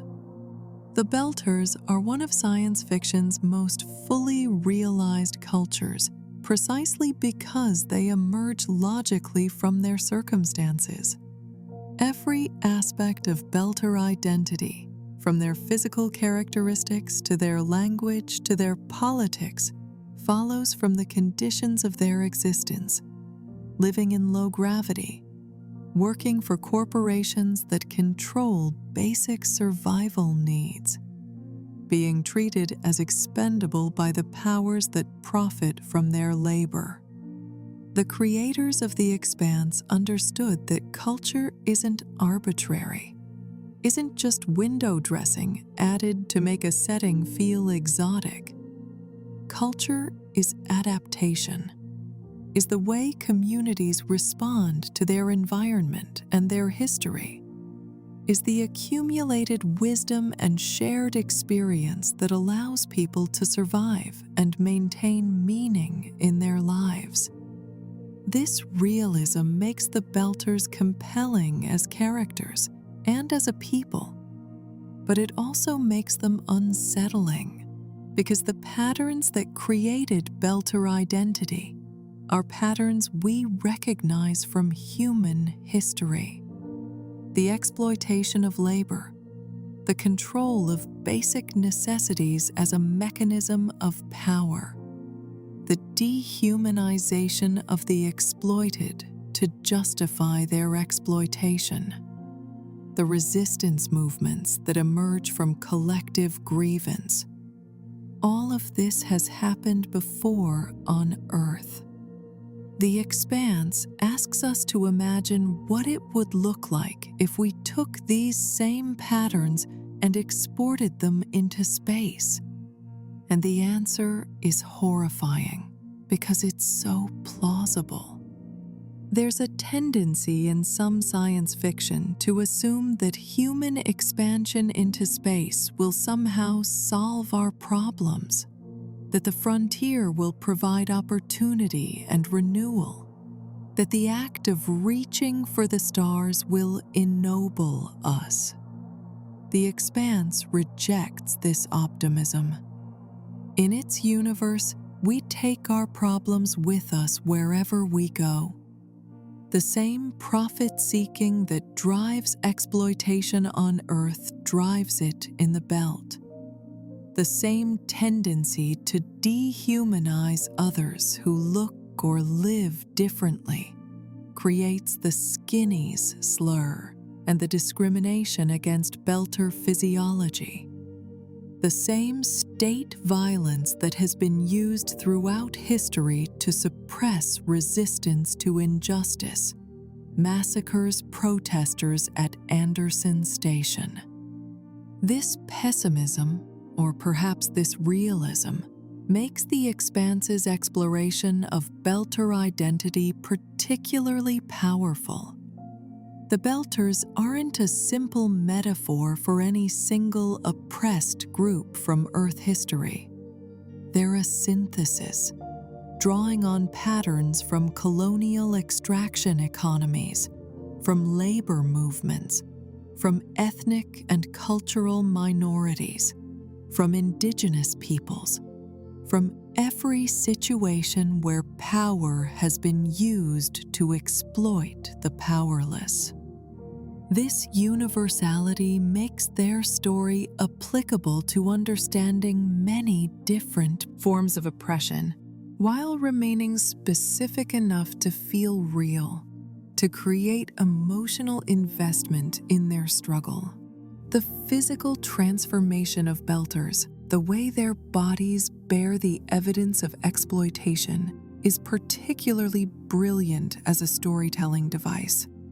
It makes the abstract concrete, turns economic relationships into biological reality.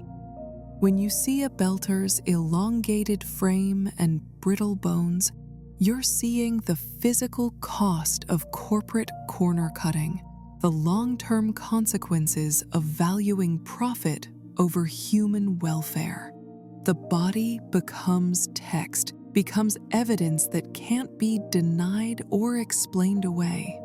This literalization of exploitation's cost makes it visible in a way that economic statistics or political arguments often aren't. Belter functions similarly, making cultural identity tangible and immediate. The language isn't just communication, it's resistance, it's pride, it's a barrier that excludes oppressors from your conversations. The care with which the show's creators developed Belter Creole, following real linguistic principles, creating something that feels authentic, pays dividends in how seriously we take Belter culture. This isn't a made-up language thrown in for flavor. It's a fully functional linguistic system that reflects the history and values of the people who speak it. And that authenticity makes Belter identity feel real in a way that less carefully constructed cultures often don't. The economic analysis underlying the Belter situation is also important. The Expanse doesn't just gesture vaguely at exploitation. It shows us the mechanisms, the control of water and air, the company scrip and company stores, the rationing of necessities as a tool of power, the way dangerous working conditions are accepted as normal because workers have no alternatives. This specificity matters because it helps us understand that exploitation isn't just a vague feeling of unfairness. It's a system with specific components that work together to transfer wealth and power from workers to owners. Understanding these mechanisms in the fictional context of the Belt can help us recognize similar patterns in our own world, in how labor is organized and controlled, in how basic needs are commodified, in how the threat of deprivation is used to ensure compliance. The science fiction setting creates distance that can make these patterns easier to see, less obscured by the familiarity and complexity of real-world situations. The OPA's fragmentation and internal conflicts reflect real dynamics in resistance movements. The tension between those who seek legitimacy within existing systems and those who want to destroy those systems and build something new. This tension exists in every liberation struggle. The question of when violence is justified, what tactics are acceptable, what compromises can be made. These are perennial questions that movements have grappled with throughout history. By showing multiple approaches through different OPA factions, the Expanse acknowledges that there are no simple answers, that reasonable people committed to the same ultimate goals can disagree profoundly about methods and priorities. Fred Johnson's arc, from the butcher of Anderson Station to a leader of Belter resistance, explores questions of redemption and complicity that are relevant far beyond science fiction. Can someone who participated in oppression become an ally of the oppressed? What does authentic allyship look like? How do you atone for harms that can't be undone? Johnson never fully resolves these questions, never finds complete redemption. And that inconclusiveness feels right, because some crimes are too large to be fully atoned for, some harms too permanent to be repaired. The show's refusal to provide easy answers, its willingness to let moral questions remain complex and unresolved, is one of its greatest strengths. We're not told definitively whether the OPA is right or wrong, whether their tactics are justified, whether Belter grievances warrant the kind of resistance they pursue. Instead, we're given enough information to understand different perspectives, to see the logic of different positions, and left to make our own judgments. This respects the audience's intelligence and encourages genuine engagement with the ethical questions at the heart of the narrative. What makes Belter identity ultimately inspiring, despite the darkness of their situation, is the solidarity and pride that emerge from shared struggle. Belters take care of each other, maintain their culture and language in the face of pressure to assimilate, continue resisting even when resistance seems futile. There's a dignity in that persistence, in the refusal to accept that exploitation is natural or inevitable, in the insistence on being recognized as fully human, despite everything that's been done to dehumanize them. Belta Lauda, our people, is both a description and an aspiration. It describes the community that exists, the shared identity forged through common experience of oppression and survival.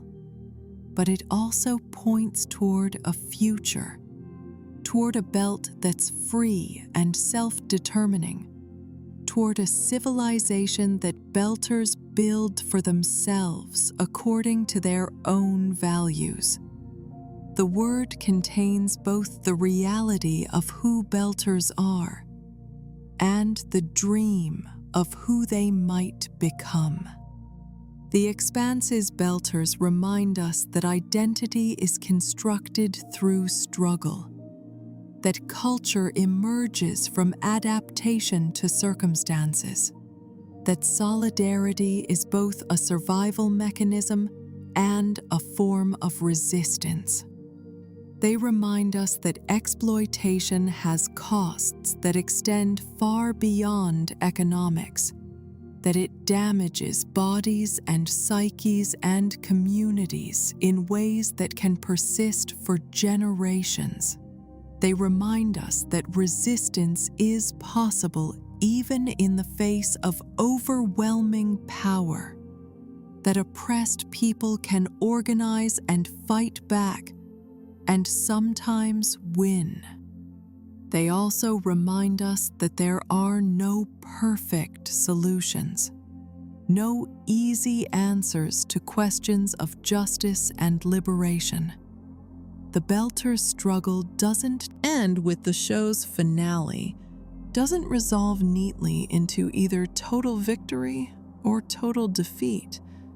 It continues, as real struggles continue, with partial victories and setbacks, with progress and regression, with the constant work of maintaining solidarity and pursuing justice, even when justice seems impossibly distant. In creating the Belters, The Expanse has given us one of science fiction's most thoughtful explorations of how identity forms in response to oppression, how culture emerges from shared struggle, how resistance movements organize and sustain themselves across generations. It's done this with nuance and complexity, avoiding easy moralizing while maintaining clear moral commitments, showing us characters who are simultaneously victims and agents, oppressed and resistant, damaged and resilient. The Belt is a hard place, unforgiving and dangerous, shaped by exploitation and violence. But it's also produced a people who are strong, who maintain their humanity and their dignity despite everything that's been done to them, who continue to hope and struggle and dream of freedom. That's the essence of Belter identity, not just what has been done to them, but what they've made of themselves in response. The culture and community they've built in the most hostile environment humans have ever tried to inhabit. When a Belter speaks their language, when they display the broken circle tattoo, when they say Beltalauda with pride and defiance, they're asserting their existence, their worth, their refusal to be erased or assimilated. They're claiming space in a universe that tried to deny them space, claiming humanity in a system that tried to treat them as less than human, claiming a future in a present that offers them mainly suffering. That claim is powerful because it's earned, because it emerges from generations of survival and resistance, because it's rooted in specific historical experiences and material conditions. The Belters aren't asking for recognition. They're demanding it. They're not hoping that Earth and Mars will treat them fairly. They're building the power to force fair treatment or to achieve independence without interplanet permission. They're not waiting to be granted rights. They're asserting rights that they believe are inherent to their existence as conscious beings. This is what makes the Belters more than just characters in a story. They're a reminder of every group throughout history that's been exploited and marginalized, that's fought for dignity and freedom, that's maintained cultural identity in the face of pressure to assimilate. They're a warning about patterns of exploitation that humans carry with us wherever we go, including potentially into space. And they're an inspiration, showing that resistance is possible, that solidarity can be maintained, that even the powerless can organize and fight and sometimes win. The Expanse gives us a vision of the future that's darker than we might hope for, but more realistic than the utopian dreams that science fiction sometimes offers. It shows us humans spreading throughout the solar system, but bringing our problems with us, creating new forms of exploitation and new sites of struggle. But it also shows us that wherever there's oppression, there will be resistance. Wherever there's injustice, people will organize to fight it. Wherever power tries to crush the powerless will find ways to push back. The Belters are humanity's children of the void, born between worlds, shaped by the black, forged in the hardship of making homes in places that want to kill them. They're what happens when we export both the best and worst of human nature into space, when we combine the drive to explore and adapt with a tendency to exploit and oppress. They're a people created by injustice, who transform that creation into identity, into pride, into a foundation for resistance and eventual liberation. In the end, the story of the Belters is the story of every marginalized group seeking recognition and justice, told with the particular inflection that space travel and future technology provides.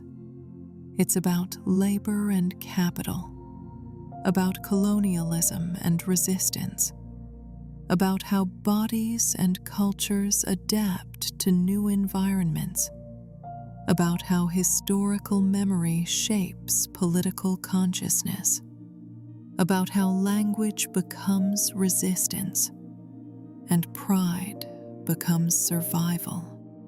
It's about the long grievance and the longer struggle, about the accumulated costs of exploitation and the patient work of building solidarity. It's about what it means to be human when being human has been redefined by environment and exploitation, when your body marks you as other, when your language sets you apart, when your labor enriches others while you survive on margins. And it's about refusing to accept that any of this is natural or inevitable, about insisting on your humanity and your rights, regardless of what powerful people think, about building community and culture and resistance in the darkness between worlds. Belter, our people, those who were born of the blood and exploitation, who were made by the hardship of the belt, who carry in their bones and their language and their historical memory the evidence of injustice and the determination to overcome it. Those who look at the universe that tried to break them and say, "We're still here, we're still fighting, and we will be free." That's the power of Belter identity in the Expanse, and that's what makes them one of science fiction's most memorable and meaningful created cultures. They show us who we might become if we're not careful, the patterns we might repeat, the injustices we might perpetuate.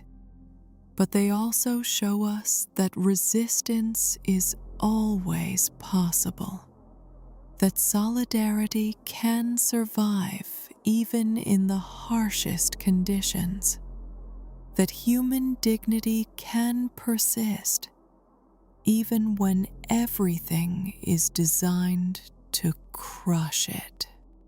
So as we come to the end of this exploration, remember the Belters. Remember their language and their pride, their struggles, and their solidarity. Remember Anderson Station and the Long Grievance. Remember Ceres and the OPA. Remember the bodies shaped by low gravity and corporate negligence. Remember the culture built in the darkness between worlds. Remember that science fiction at its best helps us see our own world more clearly by showing us distorted reflections of it, by taking our patterns and extending them into new contexts where they become visible in new ways. The Belters are that reflection, that extension, that new visibility. They're us and not us, human and alien, familiar and strange. They're a warning and an inspiration, a tragedy and a triumph, a people still struggling and a people still surviving. They're what happens when we ask what it would look like if we exported exploitation into space, and then ask what it would look like if the exploited fought back. And they remind us in the end that wherever humans go, Whatever circumstances we find ourselves in, we'll create culture, build community, find meaning, and fight for dignity. That's what it means to be human. Whether you're standing on Earth's surface or floating in the belt, whether you're breathing Earth air or recycled oxygen, whether you're speaking English or Lang Belter, the circumstances change, but the fundamental human capacity for adaptation, for resistance, for solidarity, for hope, that persists. Belter louder. Remember the cant. Remember Anderson's station. Fear the old blood. Wait, wrong universe. But you get the idea. The specifics change, but the patterns remain. The powerful exploit. The powerless resist. And the struggle continues across generations, across worlds, across the vast darkness between stars. That's the lesson of the belt. That's the gift of the Expanse's careful, thoughtful construction of Belter identity. That's what we take with us when we return from our journey through the asteroid belt and back to our own world, our own struggles, our own work of building justice and resisting exploitation. Thank you for joining me on this deep dive into one of science fiction's most fully realized cultures. If you enjoyed this exploration of Belter identity, language, labor, and the Long Grievance, please consider hitting that like button and subscribing to the channel. It really helps me continue making this kind of in-depth content. These quiet examinations of the stories and ideas that make science fiction meaningful. There's so much more to explore in the Expanse and in other science fiction universes. So many ideas worth examining carefully. So many warnings and inspirations to consider. Until next time, stay curious, stay thoughtful, and remember, the universe is vast and often unjust, but solidarity and resistance make survival possible. Good night, and sweet dreams of stars and struggles and stories that help us understand both.